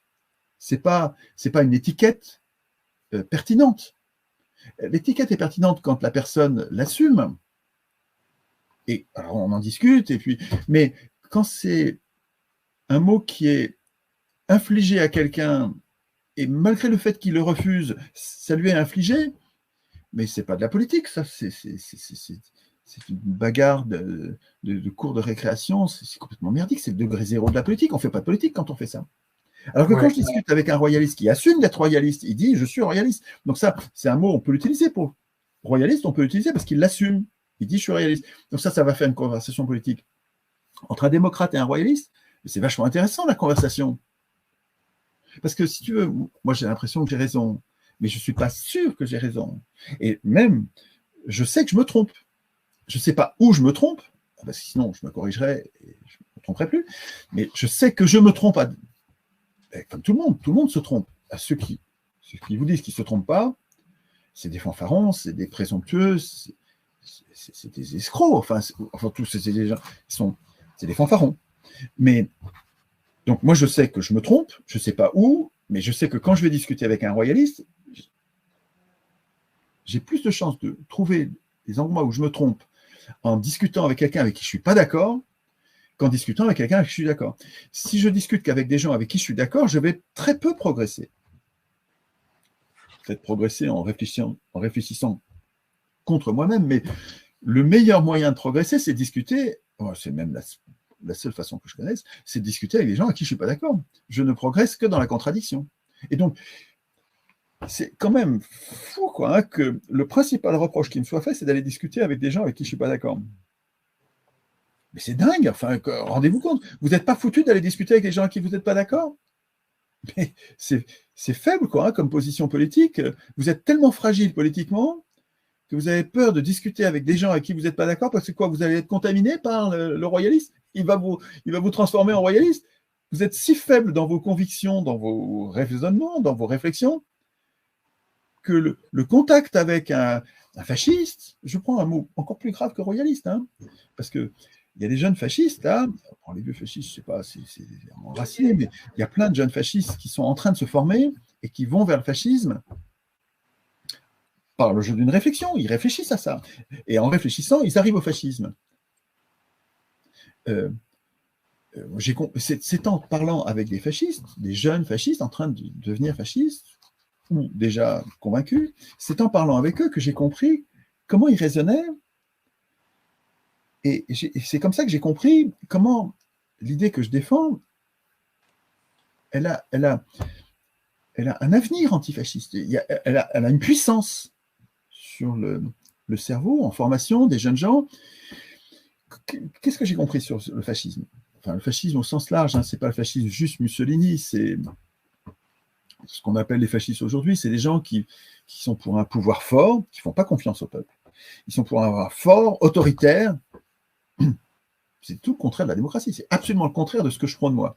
Mais ces gens-là arrivent à de ce que j'en ai compris, hein, peut-être que je vais déformer, et c'est l'intérêt du débat de voir que peut-être je déforme un peu beaucoup ce qu'ils pensent eux. Et ce que j'en ai compris, c'est que ils sont antidémocrates parce que pour eux, la démocratie, c'est ce qu'on vit aujourd'hui. C'est le système de domination parlementaire qui est une oligarchie plutocratique. Ce n'est pas du tout une démocratie, c'est une plutocratie. C'est un régime où c'est les riches qui dirigent, qui décident tout. Et ils considèrent ça comme la démocratie. En fait, c'est des anti-plutocrates et qui vivent ça avec les mots, dans leurs mots, ils utilisent antidémocrate. Mais là, il y a un malentendu quand même. Hein. Et puis, ils sont aussi anticommunistes. Et pour eux, le communisme, c'est l'Union soviétique, la Chine, c'est les expériences de communisme qu'on a vécues, qui sont des régimes totalitaires, qui sont épouvantables. Donc, ils voient deux régimes épouvantables. Ils voient le capitalisme, qu'ils appellent démocratie. Ils voient les systèmes totalitaires collectivistes, qu'ils appellent communisme. Et comme ils sont anticommunistes, ils se disent anticommunistes, antidémocrates, ils disent la seule solution qu'on voit, qui est moins pire, quoi, hein, c'est un régime fort qui évite les deux horreurs. Mais ça s'entend, ça. Je trouve que la conclusion fasciste est pas bonne, elle est super dangereuse, elle est aussi dangereuse que les deux autres, mais j'ai autre chose à proposer, qui n'est ni le régime actuel, ni le régime totalitaire collectiviste, qui est une vraie démocratie. Mais ça veut dire qu'il faut d'abord déqualifier le régime actuel en disant le régime actuel, c'est pas une démocratie, et sans que tu vas l'appeler démocratie, tu vas pas arriver à penser, encore moins à agir, mais tu vas pas arriver à penser parce que tu utilises le mot démocratie à l'envers. Tu utilises le mot démocratie pour qualifier un régime qui ne donne au démos rigoureusement aucun kratos. Donc c'est un régime antidémocratique que tu appelles démocratie. Tu n'es pas antidémocrate, tu es anti-antidémocrate. Donc potentiellement, tu pourrais être démocrate, toi, jeune fasciste, en train de choisir le régime politique qui te paraît le moins dangereux, le plus positif. La plupart des gens, à part les ultra riches, les 1% qui sont un peu. La plupart des gens cherchent le bien commun, même les fascistes. Hein. Ils cherchent le bien commun. Simplement, ils cherchent avec des peurs qui ne sont pas les mêmes que vous. Voilà, ils n'ont pas les mêmes peurs que vous. Et donc, vous réglerez le problème. Enfin, à mon avis, on réglera le problème qu'en parlant. Et pour parler, il faut se respecter. Alors, se respecter, ça ne veut pas dire que je partage tes idées. Quand je te respecte, ça veut dire que je vais t'écouter pour comprendre comment tu penses. Puis ensuite, j'espère que tu vas me respecter pour que je puisse t'expliquer comment je pense moi. Et c'est une conversation à la montagne. Où on ne cherche pas à avoir raison. On cherche la vérité. On cherche le bien commun, la vérité. Alors on sait bien que la vérité, c'est... D'abord, il n'y en a peut-être pas qu'une, et puis on sait que c'est un personnage conceptuel, la vérité. On va chercher à s'en rapprocher. On ne cherche pas à être le vrai, tu vois, le pur. Non, pas du tout. Non. On cherche à se tromper le moins possible. Dans une conversation à la montagne, on cherche à se tromper le moins possible. Et donc, quand tu as un démocrate et un fasciste qui discutent, s'ils se respectent en tant qu'humains, ils ne respectent pas leurs idées, ils détestent. Moi, démocrate, je déteste les idées fascistes. J'ai super peur de ça, je ne veux pas de ça du tout. Et le fasciste, il déteste les idées démocrates parce qu'il considère que c'est une des plaies sur Terre, parce qu'il considère que la démocratie, c'est le régime actuel. Donc, a priori, on démarre avec des idées qui sont complètement opposées. On est fait pour se détester. Mais non, il ne faut pas se détester. Justement, la politique et la démocratie, la mise en scène des conflits, c'est justement pour ne pas se détester, pour ne pas se taper sur la gueule, c'est d'organiser les débats, les échanges, pour comprendre le point de vue de l'autre, honnêtement, loyalement. Alors, il y aura peut-être des saloperies dans ce que va dire l'autre. Hein. Je vois bien que dans la pensée d'extrême droite, il y a une espèce de peur de l'étranger, même de détestation, de mépris de l'étranger, qui est redoutable, hein, que j'aime pas du tout. Mais il faut pouvoir en parler.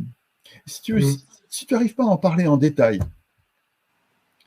si tu te contentes de noms d'oiseaux, d'insultes, mais on n'avance pas du tout.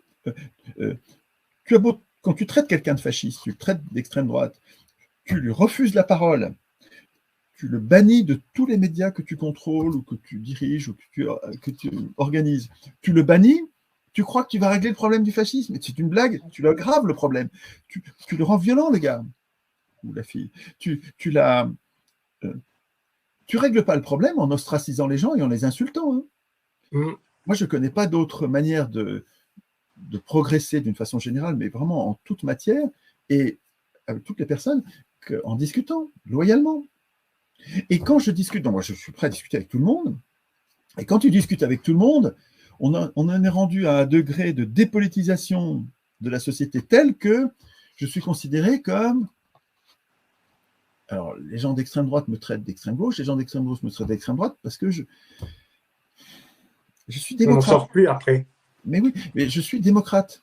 Donc, je ne vais pas imposer le régime qui me semble meilleur. Il me semble que la population est la seule apte et légitime à écrire elle-même les règles. Je ne dis pas que c'est moi qui vais les écrire.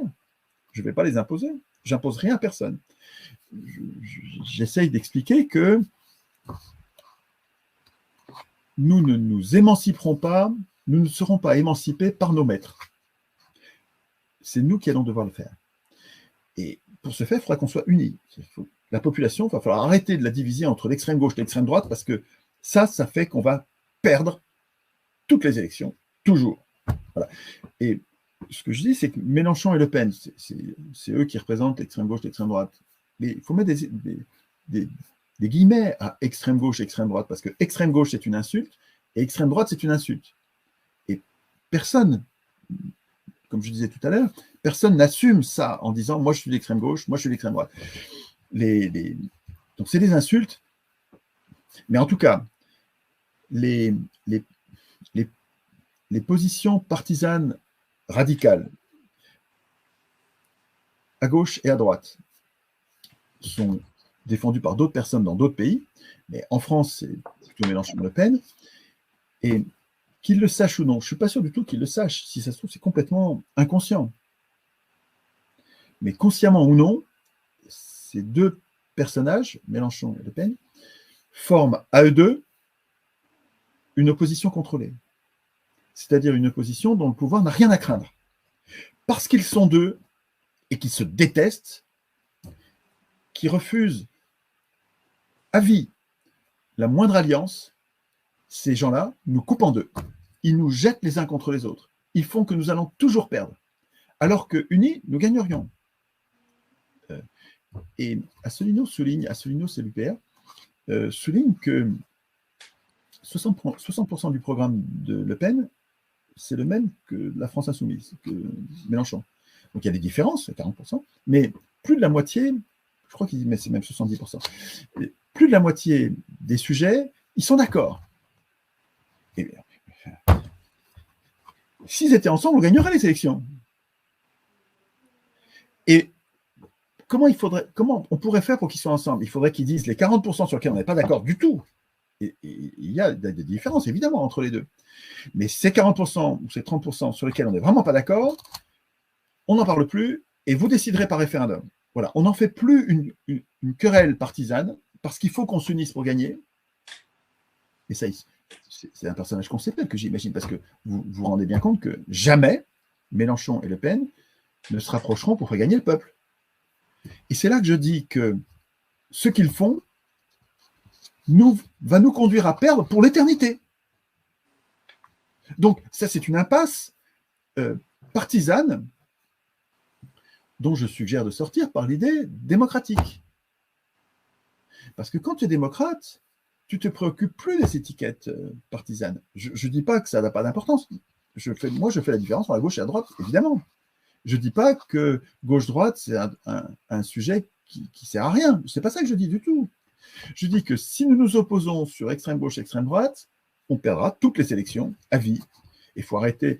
pour même arrêter de faire de la politique, enfin, arrêter de discutailler, parce qu'on perd son temps avec nos discussions sur les lois. C'est pas nous qui décidons. Je suis encore trop long, on avait dit que je serais court, mais c'est pas possible. Je suis désolé, j'arrive pas. Pardon. Dis-moi, j'ai une autre question. On passe à la prochaine question. Donc les médias, pour revenir à la question, les médias ne parlent pas de moi, c'est pas nouveau, c'est depuis 2005. Les médias ont jamais, voilà, les médias ont jamais relayé mes idées. Je suis le seul à défendre cette idée, y compris parmi les gens de gauche. Je suis le seul à défendre cette idée. Parmi les intellectuels dont on entend parler un peu, quoi. Il y a des militants, bien sûr, heureusement, qui suivent ce que je fais et qui m'aident. Hein. Mais dans les figures, quoi, hein, je sais pas, et Michel Onfray, des gens qui, normalement, devraient défendre l'idée d'un processus constituant populaire permanent, c'est complètement anarchiste, ça. C'est démocrate. Démocrate et anarchiste, c'est très proche. Hein. Quelqu'un comme Michel Onfray, il devrait défendre cette idée. Rien, pas un mot. Rien. C'est incompréhensible pour moi. Que la revue qui vient de créer, qui s'appelle Front Populaire, qui m'intéresse à plein de sujets, dans lesquels il y a plein d'intellectuels là-dedans qui écrivent, qui m'intéressent, que je lis depuis longtemps, je lis leurs livres, je lis leurs articles, que ces gens-là ne donnent pas la moindre place à cette idée d'un processus constituant populaire permanent, c'est incompréhensible. Ils le font exprès, quoi. Enfin, c'est incroyable, quoi. Ils nous condamnent à discuter dans l'impuissance politique totale qui est la nôtre. Nous sommes impuissants politiques. Nous n'avons aucune puissance politique. Rien. Prenez la Constitution, il n'y a rien. Nous n'avons pas une parcelle de pouvoir. Tout ce qu'on nous laisse, c'est l'élection, c'est-à-dire la dépossession politique totale. L'élection, c'est la dépossession politique. Nous ne déciderons de rien. C'est les élus qui vont décider, ce n'est pas nous. Et dans ce système de dépolitisation et d'affaiblissement politique général, les souverainistes, ceux qui disent il faut la souveraineté, c'est bien ça quand même, c'est une bonne idée, ok, n'accordent pas la moindre attention au processus constituant, au moment constituant, au moment où va être écrite la souveraineté.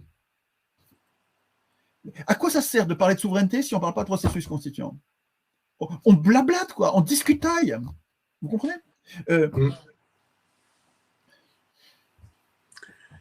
Dis-moi, je voulais te poser la question concernant les personnes suspendues.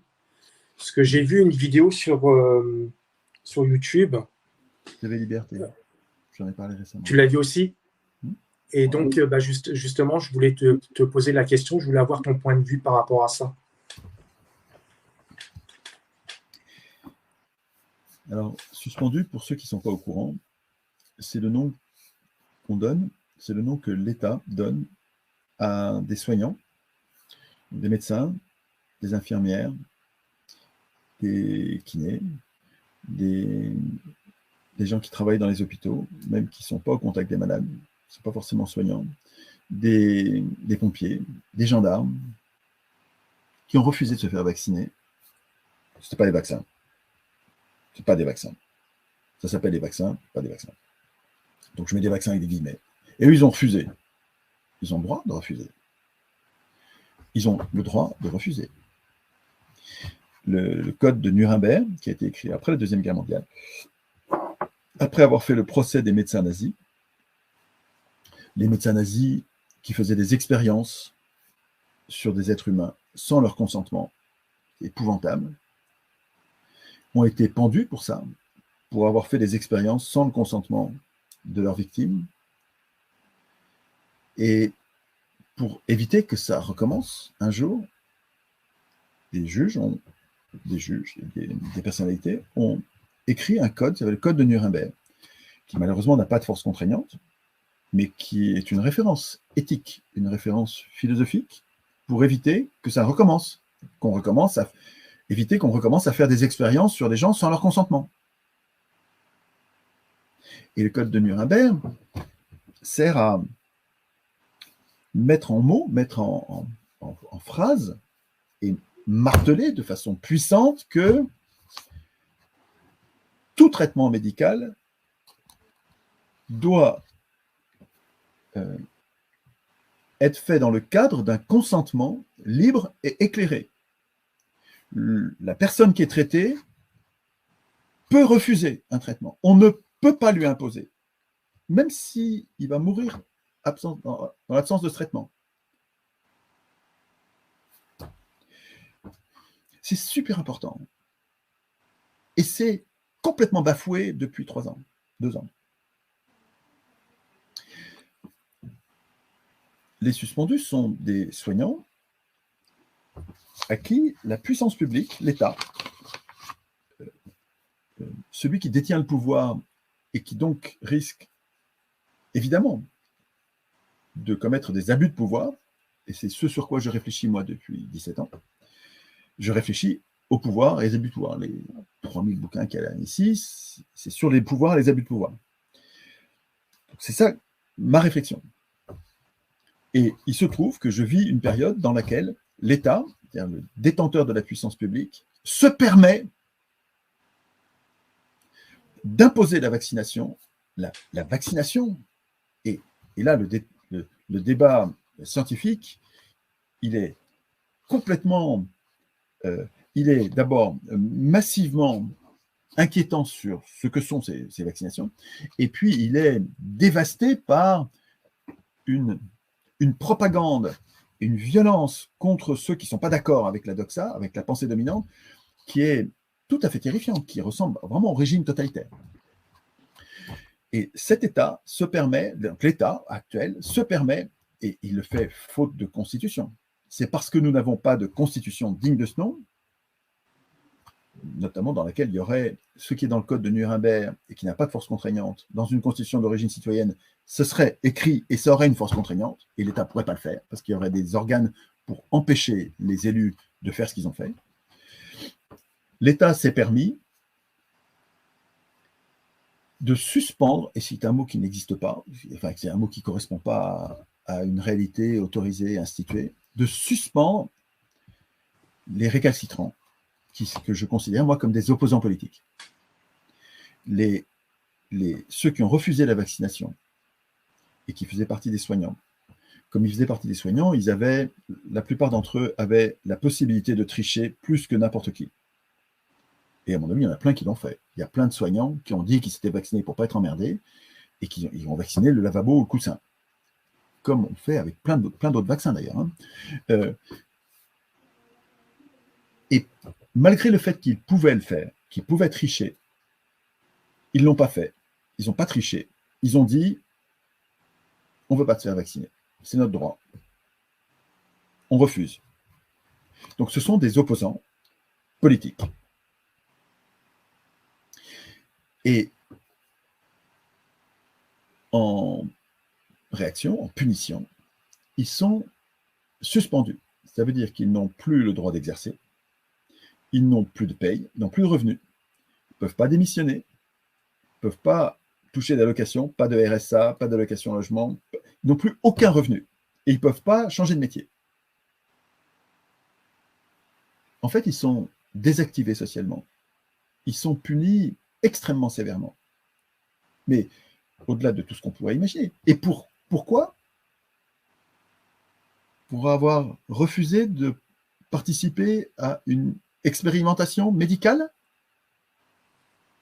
Mais le crime, il est du côté des autorités sanitaires, il est du côté des autorités tout court. C'est criminel ce qu'on fait aux suspendus. Et c'est emblématique. C'est symboliquement, ça représente la situation. Les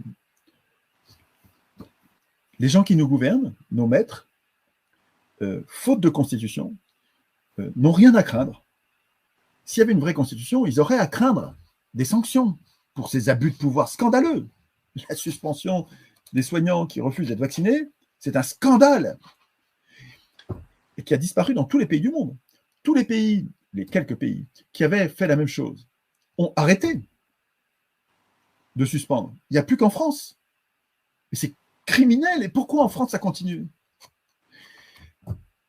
En Belgique encore, j'ai vu avant-hier le Conseil de l'ordre en Belgique vient de marteler que ça va. Les vaccins n'empêchent pas la transmission, n'empêchent pas les formes graves et ont des effets secondaires redoutables. Donc, on arrête la suspension. La suspension des médecins belges, des soignants belges, n'a pas de fondement scientifique. Donc, on arrête, disent le Conseil de l'ordre de Belgique. Mais en France, ça continue. Il y a un bon film que vous devriez voir qui s'appelle Suspendu, qui a été fait par Fabien Moine, qui est un film très émouvant, Suspendu au pluriel. Si vous ne connaissez pas le sujet, vous devriez le connaître, parce que ce qu'on fait aux suspendus aujourd'hui, qui sont des opposants politiques, et là vous avez un pouvoir qui, faute de constitution, martyrise ses opposants politiques. Mais c'est dans les dictatures que ça se passe comme ça.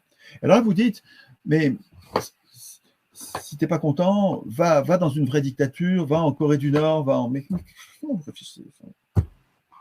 d'abord, une dictature, ça ne devient pas une dictature du jour au lendemain, c'est progressif. Et là, vous êtes en train de vivre une bascule totalitaire où les pouvoirs se permettent tout, de bafouer toutes les libertés, tous les principes, la correspondance, le secret de la correspondance, le secret médical, la liberté de conscience, la dignité, la nécessité du consentement libre et éclairé pour un traitement expérimental, pour un traitement tout court.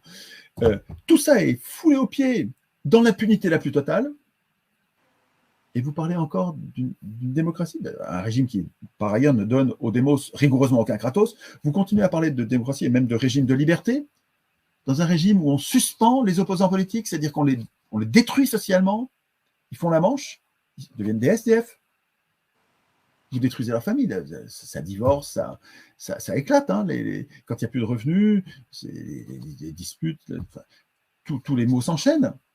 Donc vous les détruisez socialement, et vous continuez à parler de régime de liberté en me reprochant de parler de dictature. Le problème, c'est que ce qu'on fait aujourd'hui aux suspendus, on vous le fera demain.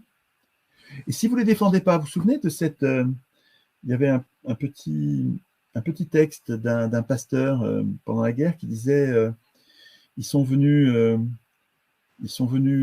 dans mon immeuble, ils sont venus enlever la police est venue pour enlever les syndicalistes, mais j'ai rien fait parce que je n'étais pas syndicaliste. Ils sont venus pour enlever les juifs, puis j'ai rien fait parce que je n'étais pas juif. Et puis ils sont venus pour enlever les communistes, puis j'ai rien fait parce que je n'étais pas communiste. Il y en a comme ça, 3, 4, 5, 6, 7. Et puis, quand ils sont venus pour enlever moi, il n'y a plus personne pour me défendre. Donc, ça va vous arriver. Les pouvoirs autoritaires vont devenir totalitaires, c'est-à-dire qu'ils aspirent au contrôle total de la société, jusqu'à votre plus profonde intimité. Ils vont tout surveiller. Si vous ne les surveillez pas, vous, ils vont vous surveiller jusqu'à vous traquer dans votre chambre à coucher, aux chiottes, partout. Partout. Ils vont supprimer l'argent liquide. Ils vont vous tracer, ils vont vous déposséder, ils vont vous dépouiller. Les pouvoirs abusent, bon sang. Il faut arrêter de faire confiance au pouvoir. Nous devrions enseigner à nos enfants, apprendre nous-mêmes, puis enseigner à nos enfants à se méfier des pouvoirs. Ontologiquement, il n'y a pas de bon pouvoir. Tous les pouvoirs devraient avoir peur et c'est à nous de leur faire peur. Nous devrions apprendre à nos enfants à écrire des règles supérieures, inaccessibles au pouvoir, et qui feraient que les pouvoirs auraient peur de mal faire parce qu'ils seraient punis aussitôt. Parce que dans une constitution d'origine citoyenne, il y aurait une chambre de contrôle tirée au sort. Tirée au sort, hein. La chambre de contrôle de la police, elle n'est pas composée de policiers. Elle est composée de simples citoyens, tirés au sort. Chambre de contrôle de la police, chambre de contrôle de l'armée, chambre de contrôle des juges, chambre de contrôle du gouvernement, des ministres, chambre de contrôle des parlementaires, chambre de contrôle de la monnaie, des usuriers, chambre de contrôle des banques, chambre de contrôle des médias, même chambre de contrôle des profs. Tous ceux qui ont un pouvoir doivent avoir peur de quelque chose. Et si vous ne voulez pas avoir peur, renoncez au pouvoir. Vous n'êtes pas obligé d'avoir ce pouvoir. Il faut savoir que dans notre pays, si vous avez du pouvoir, vous allez être inquiété parce qu'il y a une vraie constitution que nous avons écrite, nous. Ce système ne pourra advenir que si nous nous en occupons nous-mêmes. Ce n'est pas les élus qui vont écrire ce que je viens de vous dire. Il n'y a que les représentés. Il y a ceux qui ne veulent pas du pouvoir.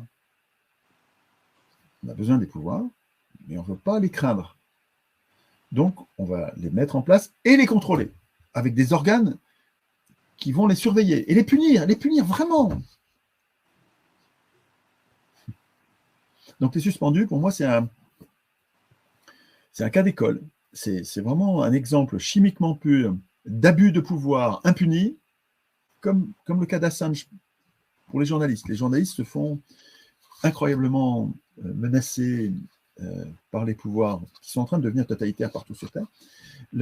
Et le cas chimiquement pur du journalisme exemplaire, héroïque au sens don de soi, quoi. C'est Julian Assange. Assange nous a donné sa vie en permettant, si vous ne connaissez pas le cas Assange, A2SANGE, il faut que vous le connaissiez. Hein. Il y a un bon bouquin qui vient de sortir, qui est écrit par le rapporteur à l'ONU sur la torture. Son boulot, ce n'est pas d'écrire des bouquins, hein, mais là, c'est tellement important qu'il a écrit un bouquin. Alors qu'au départ, il ne défendait pas Assange, il pensait que c'était une arnaque. Et puis quand il a commencé à bosser la question, il a dit c'est incroyable ça, c'est incroyable ce qui se passe sur Assange, c'est incroyable. Il faut que j'écrive un livre. Et donc le bouquin s'appelle L'affaire Assange, il s'appelle Melzer. C'est remarquable. Vous devriez savoir qui est Assange, parce qu'il est l'icône du journalisme sur Terre. Il devrait être un exemple connu par tous les citoyens. Nous devrions tous connaître le cas d'Assange et nous devrions tous le défendre. Or, nous n'avons aucun moyen de le défendre puisque nous n'avons pas de constitution. Mais au moins le connaître et en parler autour de nous de façon à ce que tout le monde le sache et qu'on fasse reproche sévère, virulent, venimeux à nos représentants, à nos élus, au gouvernement, à nos médias, de ne pas parler d'Assange, de ne pas le défendre. C'est scandaleux. Nos élus, nos gouvernements, nos ministres, nos journalistes, entre guillemets, tout ça, c'est des ennemis du peuple. Et on le voit avec le cas Assange. Parce que quand ils ne défendent pas Assange, ils nous attaquent. Ils attaquent le peuple. Et ils sont partout. En fait, les ennemis du peuple, dans des cas comme les suspendus, comme Assange, on voit que nous sommes représentés par nos pires ennemis.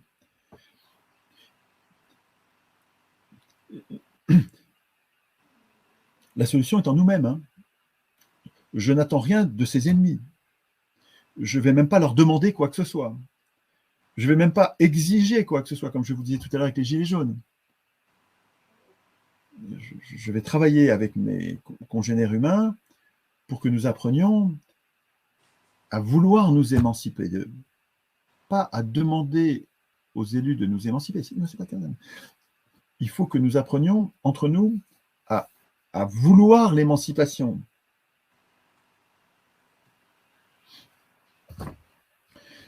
Et comme ça ne tient qu'à nous, c'est positif, c'est vachement optimiste ce que je vous dis. Je ne suis pas défaitiste. Ce qui me déprime, c'est que les gens font rien, même après m'avoir écouté. Et j'arrive pas à vous mettre au travail. Je vous dis, vous devriez vous entraîner à écrire vous-même les règles de votre propre représentation. Vous devriez écrire des articles de Constitution. Et c'est pas forcément, ça va pas ressembler à la Constitution. Ça va être écrit avec des mots beaucoup plus simples, et ça va probablement être beaucoup plus court. Mais il faut que vous réfléchissiez à, est-ce que vous voulez des représentants? Il faut l'écrire, ça. Oui, nous voulons des représentants. Ou pas. Ou bien nous voulons voter nous-mêmes nos lois. Et vos représentants, vous voulez les élire ou vous voulez les tirer au sort? Et réfléchissez à la question. Lisez des trucs un peu là-dessus. Moi, j'ai fait des conférences là-dessus, j'ai fait des entretiens, je l'ai expliqué, vous trouverez ça dans d'autres vidéos. Mais est-ce que vous voulez élire ou tirer au sort? Et si vous voulez élire, avec quel mode de scrutin?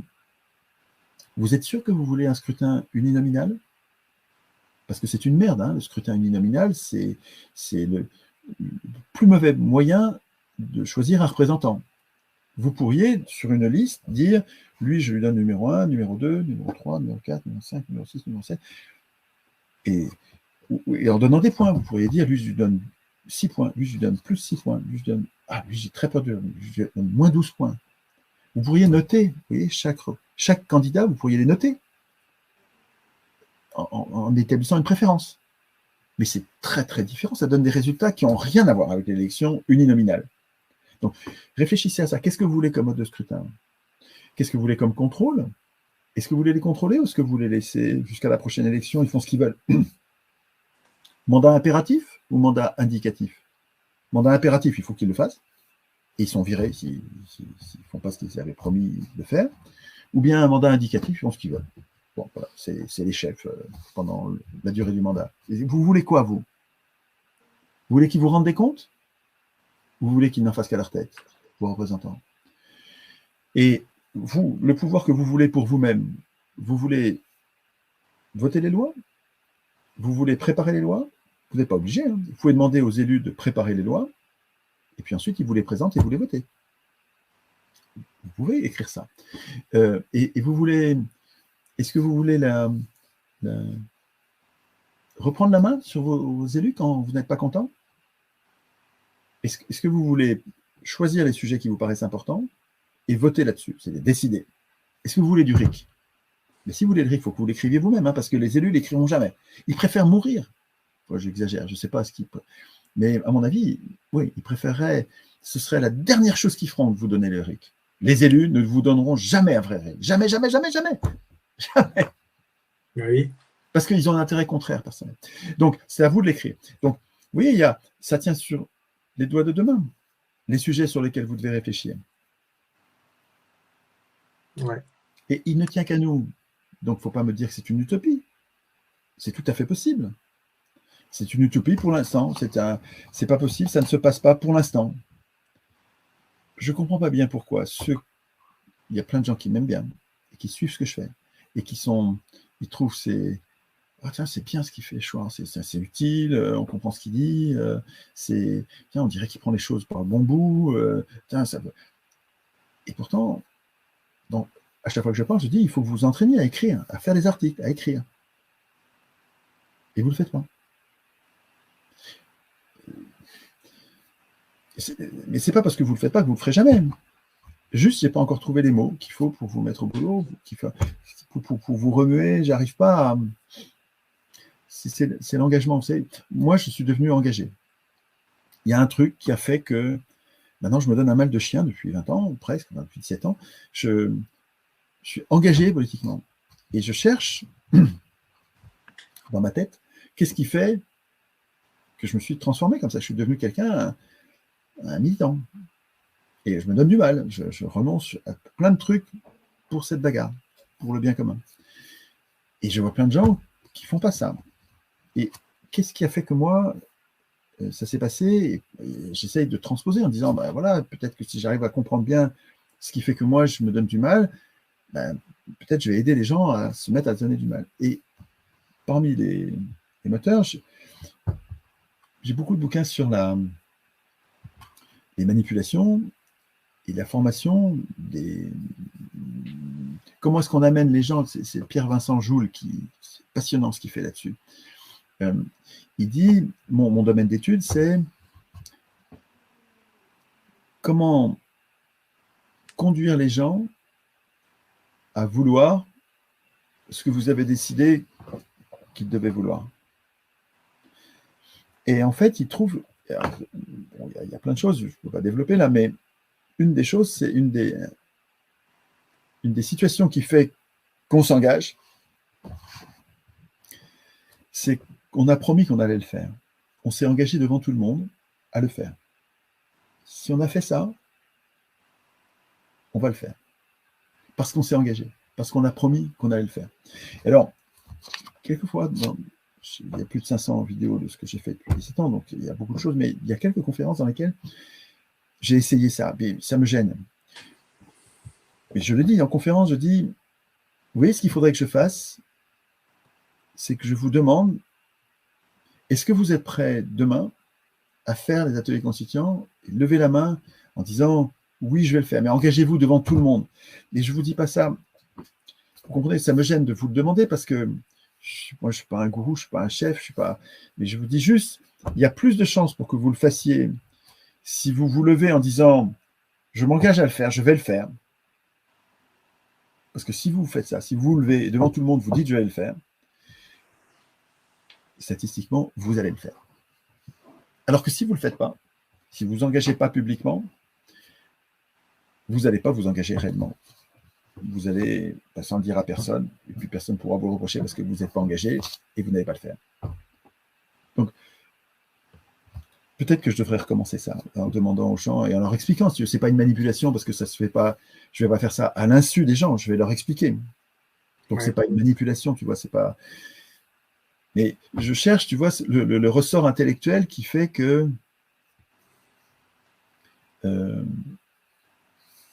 on devient un citoyen, on devient quelqu'un qui se donne un constituant.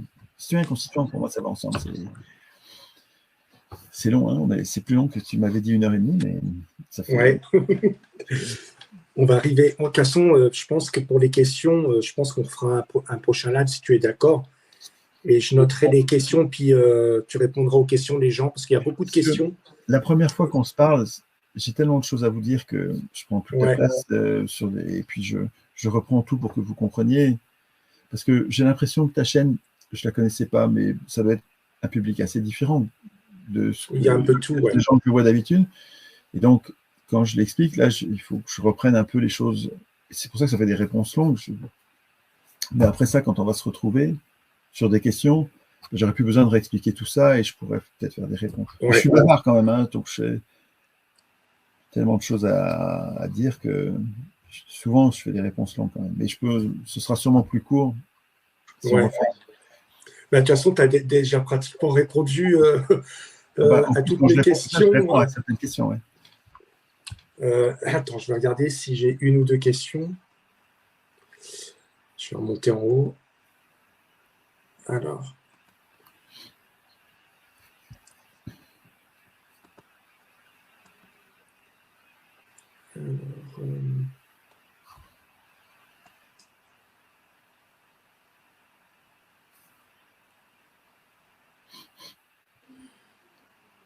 Alors, on me demande auprès de quelle instance on peut faire des recours par rapport à ce que tu as dit par rapport aux suspendus ou autres. Parce que pour l'instant, il n'y en a pas. Hein. Je suis vraiment désolé pour les suspendus. Moi je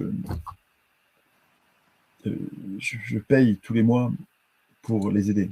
Et je pense qu'on devrait tous faire ça. C'est-à-dire qu'il ne faut pas compter sur les institutions pour les défendre. Les institutions sont corrompues jusqu'à la moelle et ce sont elles qui les martyrisent. Par contre, nous, on pourrait verser 1 euro par mois, 10 euros par mois, 50 euros par mois, suivant vos revenus, quoi. Hein, mais si vous versez 10 euros par mois, donc c'est pas juste 10 euros, c'est par mois, parce qu'il faut les aider. Ils sont nombreux et ils n'ont plus de revenus du tout. Et c'est des gens qui nous sauvaient la vie. Hein. C'est des gens qui nous soignaient. Et en plus, c'est des gens qui sont incroyablement courageux et honnêtes. Ils pourraient tricher. Hein. Au lieu de ça, ils assument la défense. Et en fait, ils nous défendent, en fait. Hein. En tout cas, pour défendre les suspendus, il faudrait qu'on leur donne des sous, de l'argent. Bon, ben, supprimez votre abonnement si vous n'avez vraiment pas d'argent, vous avez déjà peut-être un abonnement à un média mainstream comme Le Monde, Libération, que sais-je. Ben, vous le supprimez, lui, parce que de toute façon, ça vaut rien. Et puis, aider les suspendus mais avec un virement, pas avec juste une somme. Et une somme une fois, one shot. Bon, ça va les aider, mais pas beaucoup. Il vaut mieux que ce soit... Et si on est des milliers à leur donner 10 euros par mois, ça va les aider vraiment. Et ça va les aider à tenir, et c'est des gens importants. Parce que c'est des résistants sur ce sujet. Il faut comprendre que c'est des esprits libres, c'est des gens qui sont résistants sur plein d'autres sujets, en fait. Donc c'est des gens qui méritent d'être aidés à plusieurs titres. Alors peut-être il faudrait dans la description, tu dois connaître des sites sur lesquels on peut aider. Je n'ai pas ça en tête, moi. Sur le site sur lequel j'ai créé mon virement permanent, là. Il y a Telegram, on le retrouve aussi sur VK. Oui, mais il doit y avoir une cagnotte. Là. Enfin, je sais pas, il y a un endroit où on peut faire un virement, ouais. Un virement permanent. Il faudrait peut-être que tu le retrouves et que tu mettes des liens dans la description ouais. que les gens puissent. Ok. Bon, ben, je te laisse le mot de la fin, puis on va finir, et puis on refera un autre prochain live tous les deux, où tu répondras aux questions aux gens. Bon, après avoir tant parlé, est-ce qu'il y a un mot de la fin? Moi, je parle plus beaucoup depuis le mois de juillet parce que la réélection de Macron m'a mis un coup sur la tête. Vraiment, le fait qu'un tyran pareil, aussi confirmé, quoi, aussi diabolique, aussi violent contre l'intérêt général, détruisant le droit du travail, détruisant les retraites, il arrive quand même à être réélu.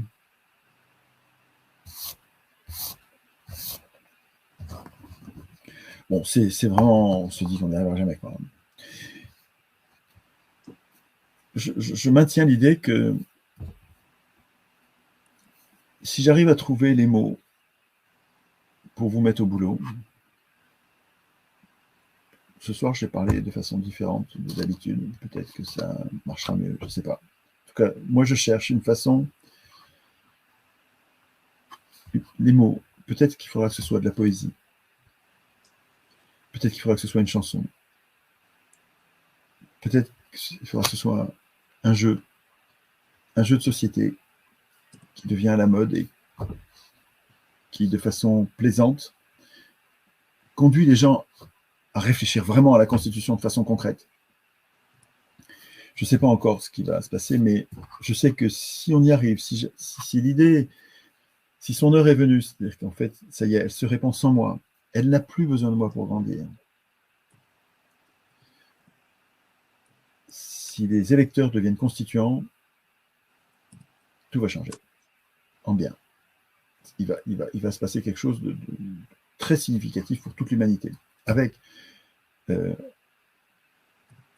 à la fois la prospérité et la fin de la prospérité, hein, parce que quand on va écrire nous-mêmes la Constitution, on va reprendre le contrôle de la monnaie. Je n'ai pas parlé de la monnaie, bon, je peux parler 8 heures de la monnaie aussi, donc on en parlera une autre fois si tu veux.